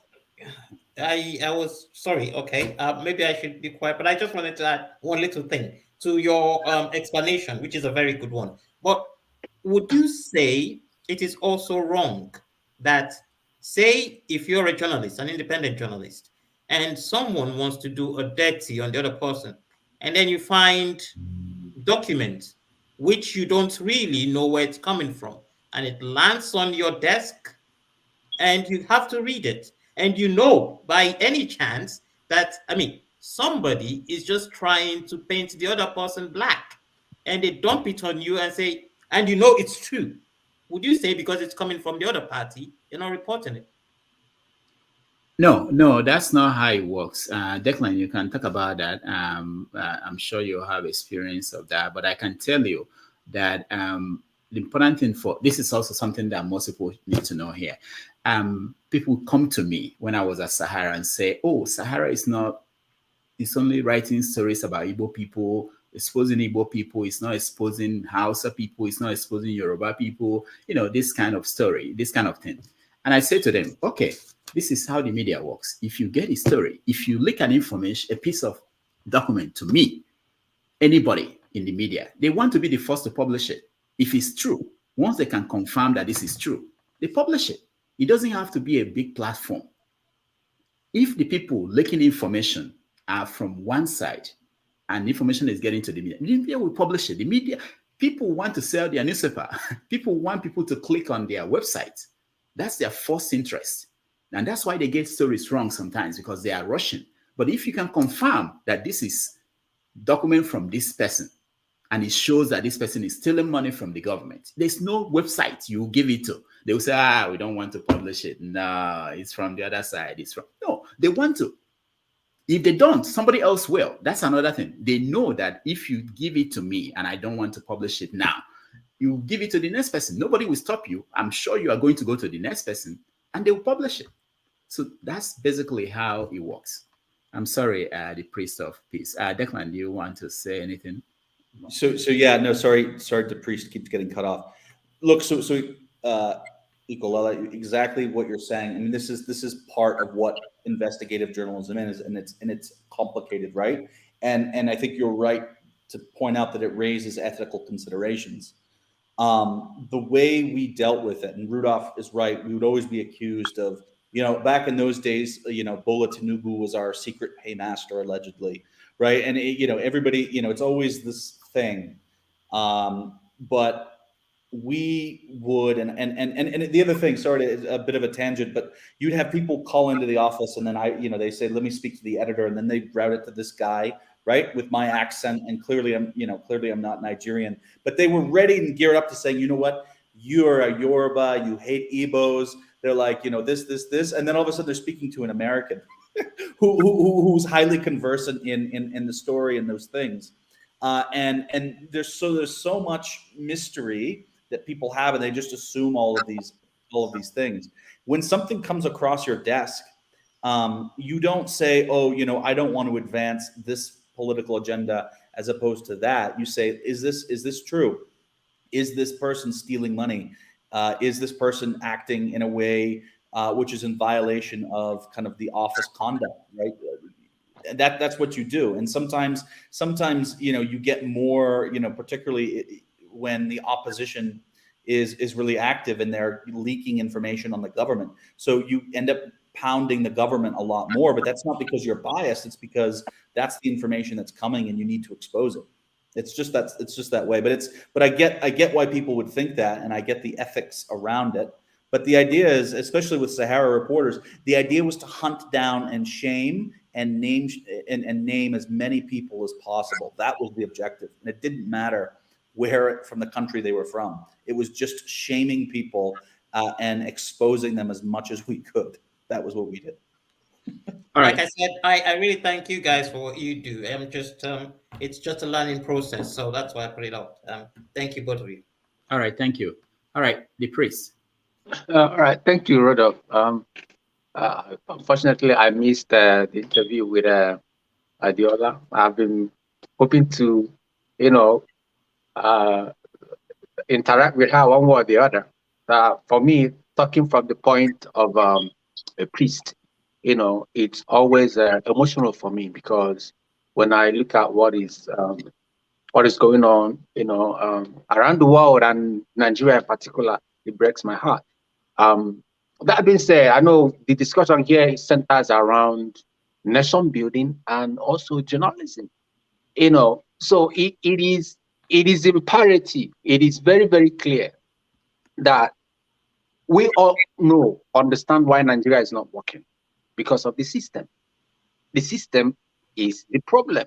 And once that system is fixed, we will begin to see inroads in every aspect of life in Nigeria. But how do we fix this thing? That is the question.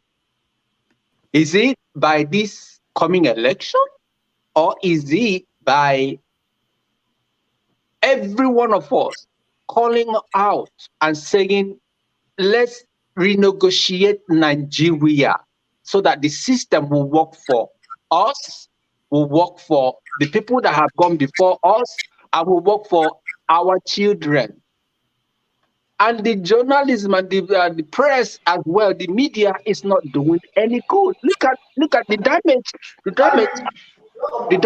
that has been orchestrated was as a result in Nigeria, as per security-wise, is as a result of the layback of the media in Nigeria, because they refuse to call a spade a spade. If the media has the boldness, the responsibility to say this is what is going on, without landing softly or being politically correct, because myself, I am not politically correct. I will say it because I believe, being a priest who is saying it the way it is, without fear or favor. So in October, because what somebody said something, he made a reference to Singapore. Okay, these countries we are making reference to, or we tend to borrow anything from, have we ever thought about looking at their constitution? What binds them together? What kept this country moving? We haven't. We don't read in Nigeria. Nigerians don't read. They just peruse on something, and they will carry on with whatever the first sentence that says something negative. They dwell on negativity. So for us to bring positive actions and positivity to the system we are trying to make work for us and our future generation, we need to sit down at the table of brotherhood and renegotiate that system so that it will work for everybody. And then the media has a part to play. Somebody was talking about the doctor that went to UI. I went to UI. I was in UI in 1994, communication and language art. Unfortunately, I couldn't continue in UI after 1 year, and I went to Imo State University. So I know UI is a big place. What am I trying to say here?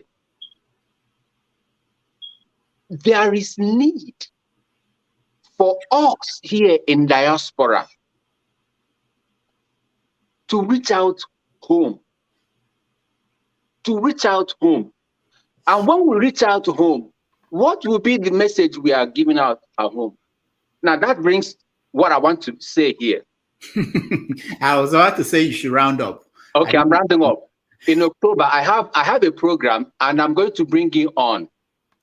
I have a program. It is called Youthful and Useful.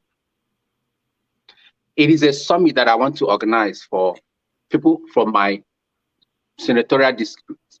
And there, I have already gotten people that are going to pay for scholarships, for whatever, and those that want to go abroad.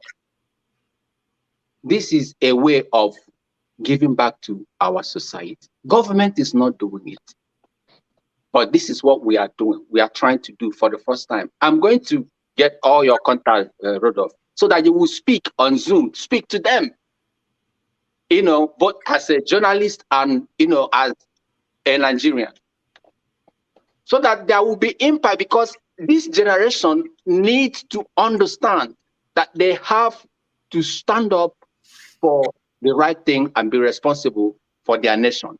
If that nation is going to work in at all. Thank you so much. All right, thank you. Shadrach, can you hear me? Okay, he's distracted. All right, we are rounding up now. Yes, I can hear you. You can hear me. Okay, Shadrach, where Good evening. Good evening, Mr. Yes, I can hear you. Good evening, Rudolph, Mr. Rudolph, and everyone. Yeah, I'm calling right from Abuja, Nigeria. First and foremost, I want to make a comment in respect to what forefathers just said concerning the video Miss Madam Adeola made. I've actually watched that video, and I've been a fan of Adeola for a long time, right from when she was still, with the Sahara TV. And if I can just give like a summary of what her aim is to achieve. She's one of the vloggers or one of those journalists that are talking about important issues, and her objective is to see that Nigeria become one of the Western world, like to be a good country that can reckon with the Western world countries, and not just Nigeria but African, the countries of Africans at large.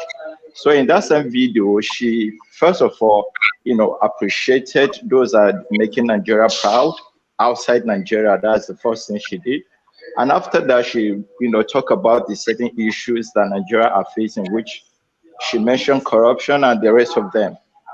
But after, when she was rounding up, she actually played a video of that guy that left Nigeria, the way he was happy, jubilating and everything. But she said that it's so sad and appalling that someone is so happy, even lying on the floor on the road, just because he was able to leave the shores of Nigeria.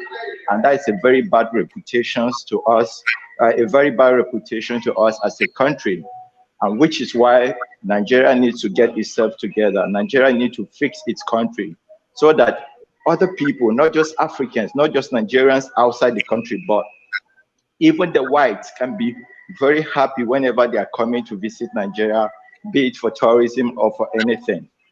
That being said, and I think all the discussion still boils down on one thing, for all this expatriate, like the Nigerians that have went to the diaspora, they have obtained their higher degree and so on there. For them to come back to Nigeria, I feel is something that is natural. It's natural if the system here in Nigeria is actually working, or if the system here support that. Because we are talking about those that left Nigeria to go and study after their studies to come back, while we still have those already that have gone to one of the best schools here in Nigeria, but the Nigerian system here is not really recognizing their value. It's not really giving them what they want in terms of the value of what they have read in school or what they have to offer. And a lot of them, when they get the slightest opportunity, they tend to leave or to migrate to another country where those countries will recognize the value of what they have to offer. So I feel strongly that if Nigeria, if we get ourselves together, if the system begin to work and all those areas we are talking that we are lacking, we begin that it's natural for people that go outside the country to obtain any tertiary qualification or skills to come back, to help the country move forward. All right. And the last thing I want to say is I will really appreciate you and the other journalists that are actually talking about this forthcoming 2023 general election. If you can more, if you can work more on sensitizing the people, because we have currently a movement that is going on.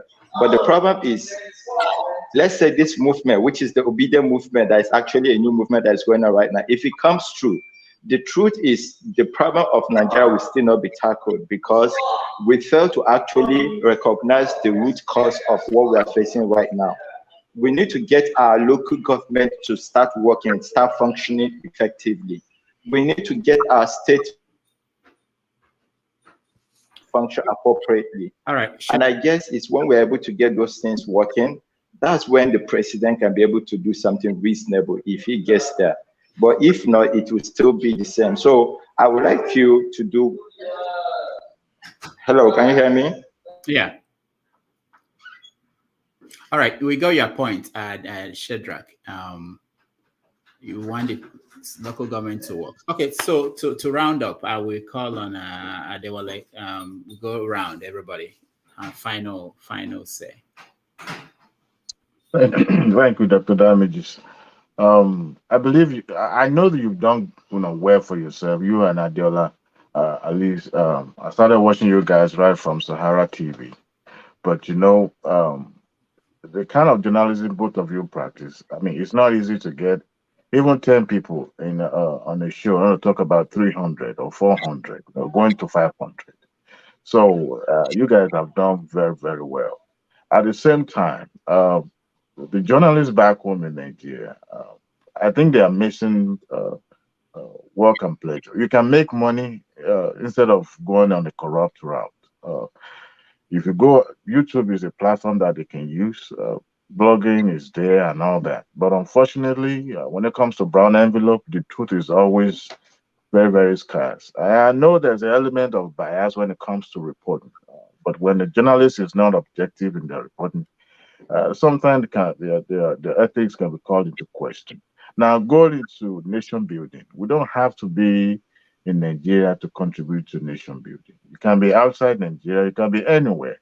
It's not just about remitting money or all that. What we're doing right here is a nation building. The fact that we are all Nigeria, talking about the issue of Nigeria, other people are watching us and reading into our analysis and all that. It's also part of nation building. However, if you go to Nigeria, I mean, chances is that what we will become here in abroad, we may not be half of that if we are back home. So the fact that where we are also provide us the opportunity to be able to contribute at this level is also a nation building. And I also believe that sending people abroad to school is a feature of a failed state. Because what is the purpose of sending people to go to school abroad? We should be talking about exchange program, whereby people from other country comes to Nigeria and we send our people over there. And if government individually, we can go anywhere. We don't have to be restricted to Nigeria. But when the government is the one sending people abroad for the purpose of going to school, acquire knowledge, that means that nation is failed. So when we talk about transfer program, exchange program, yeah, that should be the main focus of the government. And yeah, I think we are all doing well. At the same time, I'm talking about Dr. Dameji, don't generalize now. You've done pretty well, and Adeola, and it's not easy. And they have followers, and people are watching. And what I've seen in her interview, she was trying to be neutral, but I can tell where her bias lies. We all know, we all want the best for the country. So, yeah, and that's what I have to say. All right, thank you so much, Adeola. CM.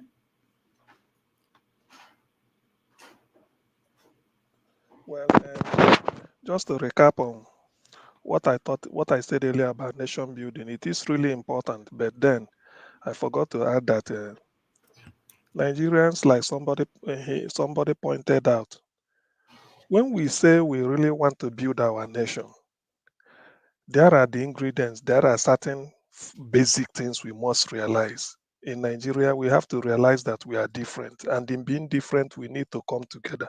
And in trying to come together, we have to define certain things clearly so that love for nation building will come out.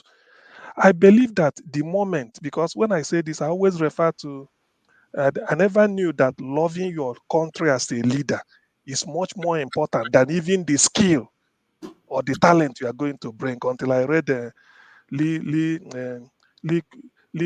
Kuan Yew's book on how he moved Singapore from third world to the first. The man just loved the country. That is the way you can say you love your wife or you love your children. That's just it.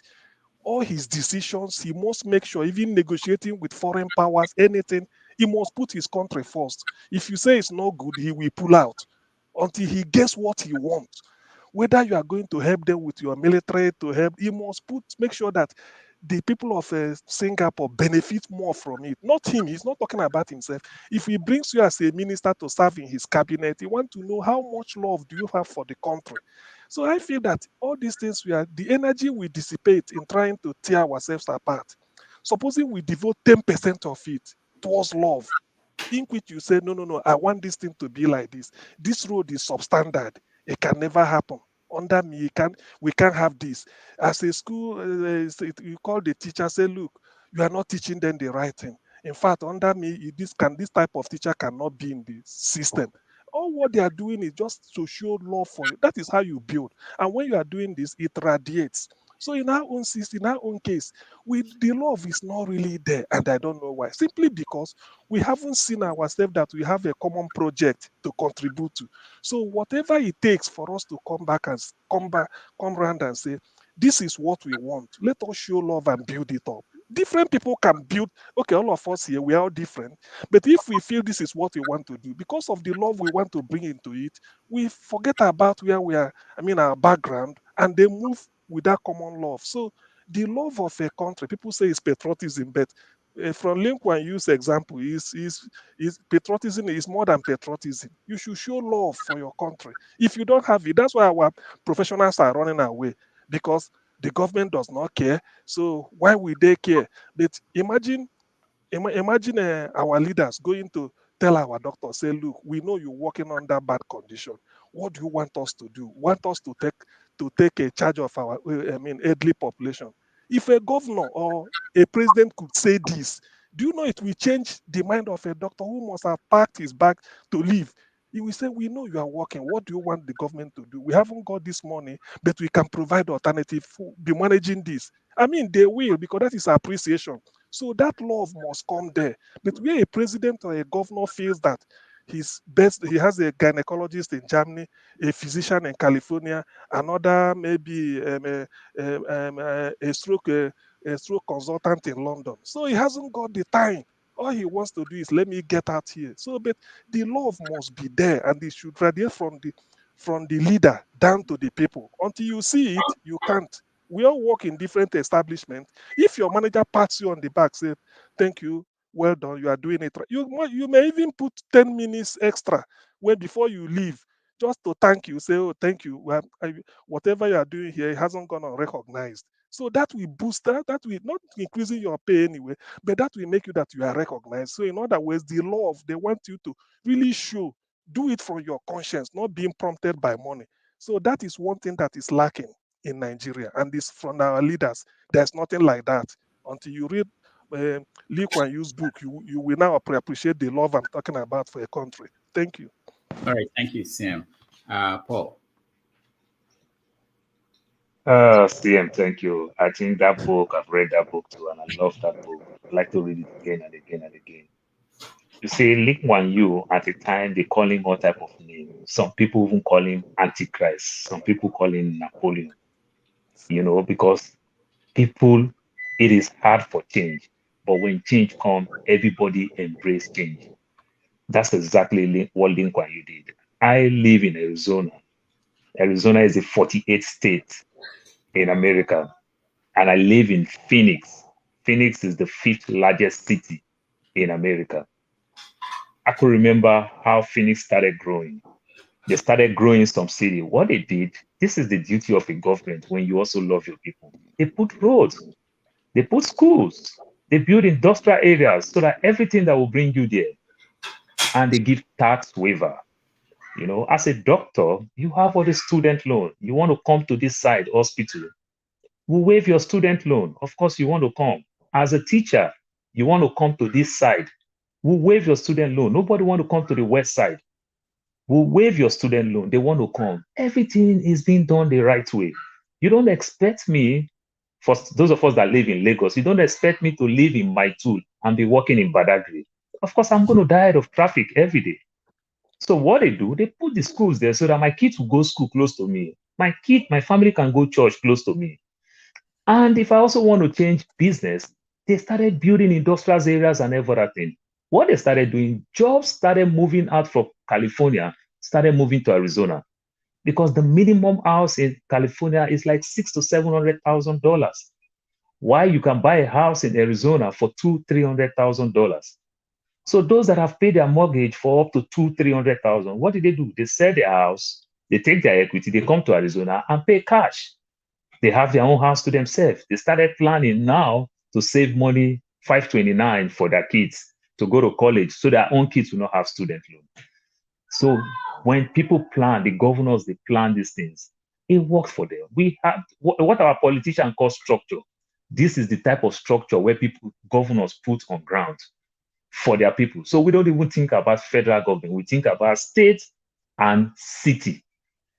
We think about state and city. That's how it grows. So when people come to say, oh, California, some people get mad. The locals get mad here. They say, oh, California is making everything go up, because somebody will come here and pay cash. That's how Arizona started growing, doing better, even though the minimum wage in California is even bigger than places like New Jersey. Big states that some of you guys know. They started attracting everything. Today now, Arizona is not thinking of bringing industries. Now they have started attracting high-tech. The high-tech industry, they started coming in. That's how you plan yourself. I am talking about my daughter. Guess what? The funny part of it, this same Arizona, you talk about education. Arizona is 48 out of 50 in Arizona. Why? The possibility of more immigrants started coming in, which affects the education because people don't really go to school. They come from Mexico, they come here. They started planning. I have a teacher from Nigeria that was teaching my daughter maths and science. My daughter is going to one of the best school in Arizona, 5th best school in Arizona, high school, 27 out of 50,000 in America is in Arizona. But the teacher that made my daughter pass to go to this school, they are all in Nigeria. I'm paying for internet, I'm paying for everything. They call me all type of yes, sir, yes, ma'am. These things don't cost me $150 a whole month. When I'm paying an Indian to teach my son coding, they charge me $400 a month. It's too much. I started training people how to do coding in Nigeria, which they thank me, they pray for me. At the end of the day, I pay $100 plus their internet services, and they are coaching my son. So we can make our country work even from afar. We can bring the knowledge we have here to help some of our friends, some of our colleagues. I work in the aviation industry. I give them most information, courses that they need to do that will help them, that will help them grow faster to do things. That's how we can do it. And then with this way, it's going to be better for every one of us. That's what can make our country grow. I know some of us just like the politics of bullying, cursing, or blame game and every other thing. I don't think it will take us that far. For further, don't worry. I look forward to seeing you in London. Bye. Thank you.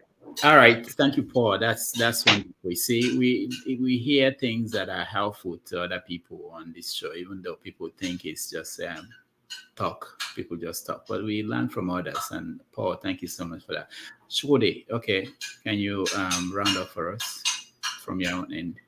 Yes, I've listened to all the comments.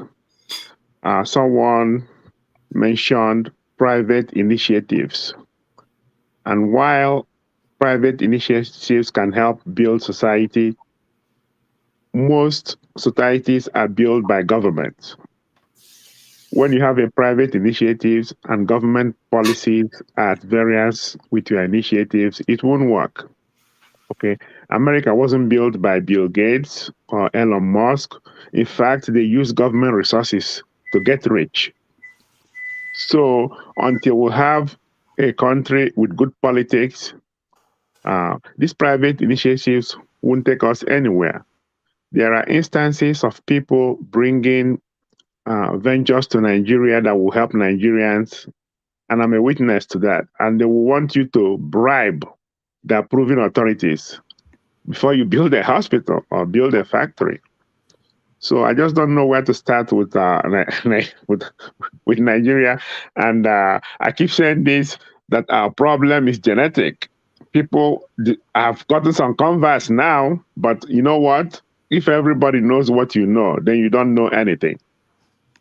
I will end here. All right, thank you. Shadrach.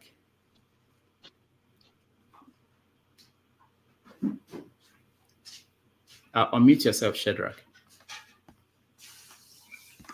Okay, go ahead. All right, thank you. In a closing note, if we want to achieve the end result of what we want, or the kind of great country we envisage Nigeria to be, all hands must be on deck. We all have to contribute our own little quota, our own quota, no matter how little it is. And secondly, we all have to learn to hold our leaders, our politicians accountable. And I'm not just speaking for the president alone, but all those that are representing us, all our representatives at the ward level, local government level, and the state level. And until we're able to do that, definitely it will still take a long while for us to see a vibrant country. Thank you. All right, thank you. Our forefathers. Yeah, thank you for having me and being patient with me. I know that I can be a little bit rowdy. I think for me anyway, from the gentleman's explanation about what Adeola, the show, I feel like what the impression it leaves is still the same thing. Sometimes it's not intentional, and it's like some of our pundits and journalists and politicians, what they do when they talk about security problem, they will just say, you know what, we need more technology, we need more intelligence, we need mercenaries. You know what, I think those people, they should just be thrown into the lagoon, because these type of people, what they are doing is that they are just misleading people. How can you be that ignorant that some of them, they go on to use actual examples of countries and they pretend as if they don't see what the country has done. They know the US has 10 times more soldiers than Nigeria. They know the US couldn't control Afghanistan and Iraq, and they talk about technology. They know full well America has the best technology in the world. Why do they keep repeating those things? It drives me crazy. Why is that these people can't learn any simple lesson? You just go on Google. Everybody has a phone. Just check it out and see the facts, instead of going to feed your people false information. Because when we inject false narratives in a society, this is why we don't approach the problem objectively and actually look to solve the problem efficiently. Because we keep injecting falsehood. Oh, we need foreigners to come and help us. We need this. Nigeria uses less than 0.1% of its population to defend the country. 0.1%. How can these guys not know it? How can some of them have actually informed them of it, and they still go on to repeat the same thing? As a matter of fact, two of them, it's like two people agreeing with themselves. Let's bring foreign troops in to come and help us. Let's invite another woman's husband to come and save us. Those are people are the kind of people that they break into their house and they will just say they made the woman come and save them, or invite the next door neighbor to come and save them, because they'll go and hide under the bed.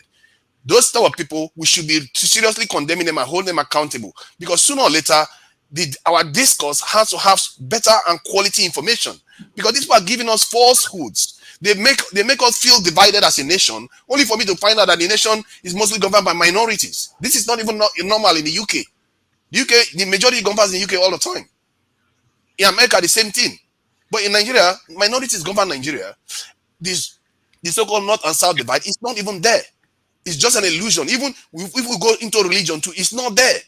Half of the time of that country has been governed by Christians. The other half is the Muslims. It's not and it's because of our conditioning. These people keep repeating the same narrative and feeding us garbage so that we keep hating each other.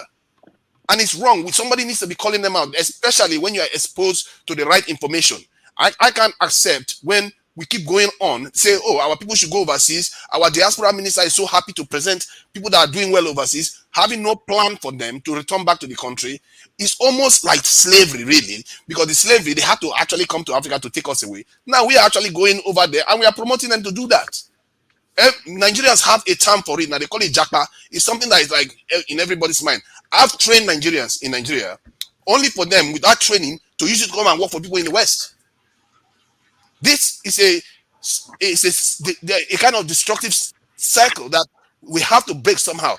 And there are examples of how countries break the cycle. The Chinese, they actually give their people that are in the West money to buy companies or create a company in the West. And when they buy that company, all the intellectual property rights and everything goes back to China.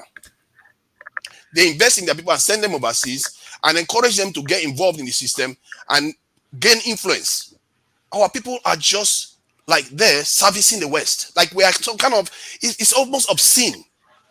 Like we are some kind of body factory where we just send our people over there and we are often treated terribly. And we go there and we just service the economies. Then our country is poorer for it, on and on. We have to start reversing this thing. And our people, like, that's why I called Adeola to this. I'm not saying she intentionally did it, because she too is conditioned. I was conditioned till how many years ago I started discovering that these things that we are doing, nothing has changed. And we need to start addressing them, because until we address them, we will keep blaming our leaders. This is not going to solve the problem, because Forefather, before you finish, can you just throw more light on this thing? Xi Jinping of China today, her daughter is in Harvard schooling. Go ahead. Exactly. So what they are going to do is that girl, when she finishes now, she's going to come back to her country. Look at that. You just mentioned China. One woman visited Taiwan. Look at what is happening now. That's the whole Taiwan now has been surrounded, and missiles are flying all over the place. Not a war. Just one woman walked into that country. All hell broke loose. Because why are they different from us? It's funny. Chukudi said something about whether we have low IQ. I think it's not low IQ. It's conditioning. We keep repeating wrong information to our people constantly. We don't understand that our threat assessment antenna is completely broken. We don't understand when our security is being compromised, and our leaders don't tell us. You have in Niger Republic, France is opening a new military base there, as if they don't have enough spies there. America has got the military base there. No, we just say, let's send money to Niger, as if they don't have enough money from the Western people that they're allowing to come and build military base in their country. These are the kind of things our journalists should be knowing about. These are the kind of things other countries don't accept. So why are we not seeing it from our journalists? Saying that, why call our leader out and say, why are you allowing foreigners to come next door to us? Why are you not recruiting people to service the country, to defend the country? Instead, some of our journalists are going there advocating that we should create jobs for foreigners and use our hand money to pay them to kill our people. This is madness. This about behavior is so wrong-headed. And we are not doing it. We have not even done 5% of what we can do to defend our country. This is why I'm calling out some of these people that go on channels and say these things. I like Jide a lot, but in terms of the way he talks about Nigerians, he really does empathize with Nigerians. But when he prescribes solutions, they are often wrong-headed.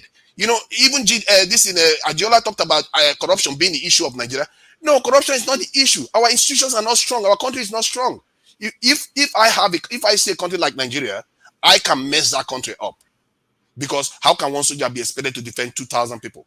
It's just unrealistic. American soldiers with all their best weapons don't even do that, and this is what it drives me crazy. Anybody that says that, in my head, I'm imagining I wish I can throw that guy in the lagoon, because this needs to stop. All right, we can't throw anybody today. I know. I mean, it's my head. I'm imagining it. Okay. You know?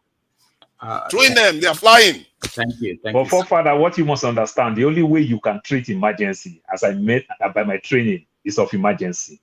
Other countries of the world also use machineries when there's need. Okay. You understand? That's why even countries of the world, they have partners not inside their countries. Military. Not inside their countries. Anybody that I don't understand what you are talking about. Why is South Korea partner with American military? Is it not the threat of North Korea? Because they're alliance. China? I don't know. It's a strategic alliance. That's exactly what you got to do. You have to bring something to the table to get those kind of deals cut. The power differential between us and them is so small. That's why Xi Jinping can send his daughter to China, to America, to school, because they need the knowledge. You understand? It is clear when they say something is first world nation and the third world nation. You understand? You have to go back to their country. That's what you are missing. They actually come back to their country because they create an enabling environment for them to strive. That's what you must understand. South Korea that you talked about is a strategic ally, because America needs it to counter China and North Korea in that region. That is why they are doing well. America doesn't need us for anything. That's why they leave us poor. No, South Korea also have something on the table for America to deal with them. You have to understand these things. Guys, okay, let's stop for now. We will continue this conversation. Let me get the last person to give us his closing talk. Ikola, go ahead. Hey, thank you, Dr. Rudolph, or Dr. Damages.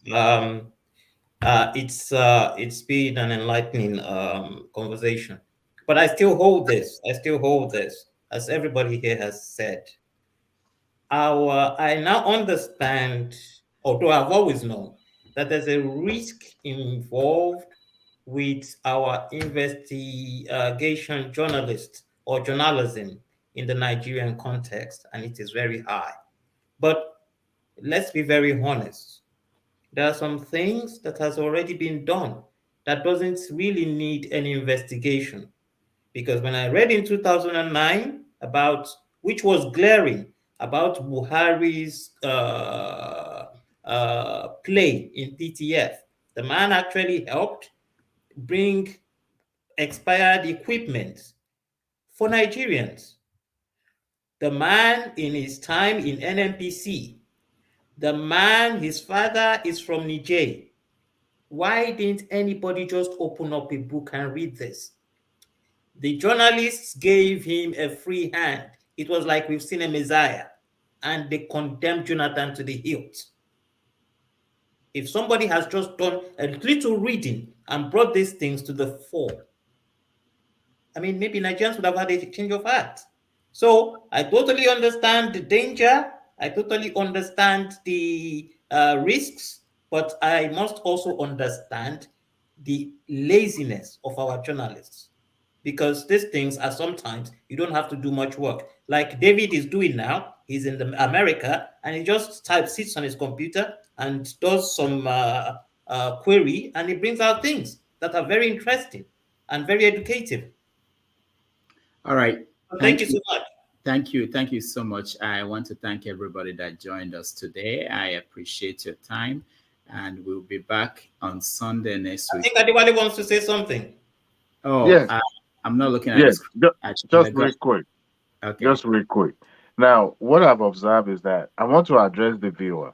If you are a woman and you are in the comment section or you're watching this show, please always join this show. We need a female or woman input. We want their say too. It's not just ordinary, all the men all the time. We want them to come and, you know, have their say and have their input, please.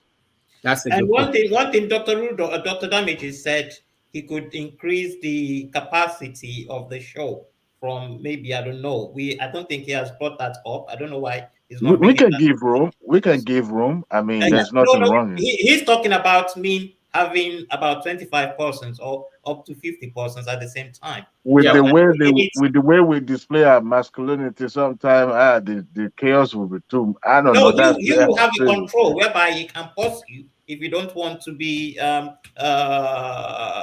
you don't want to give others room to speak. He can always do that. But I think what I was just trying to say is I think he needs some resource to be able to make that happen. So I don't think he has brought that to the fore yet. So I think it's something everybody should just look at and help him out with the resource. I think that's the more reason why we have super chats. You guys can help. $2, $3, $5 here and there. Oh, okay. Right there. I haven't seen the donation part. I would have done it. Check it is there. Super chat. Super chat. Is there. Okay. All right. Yeah. Okay. All right. Thank you, everybody. And also like and share. Like the video and share so that more people will watch as we go. Thank you, and I will see you guys next week. This week on Wednesday and on Saturday, and of course next Sunday we are going to have another guest. Thank you, and stay safe. Thank you. Thank you.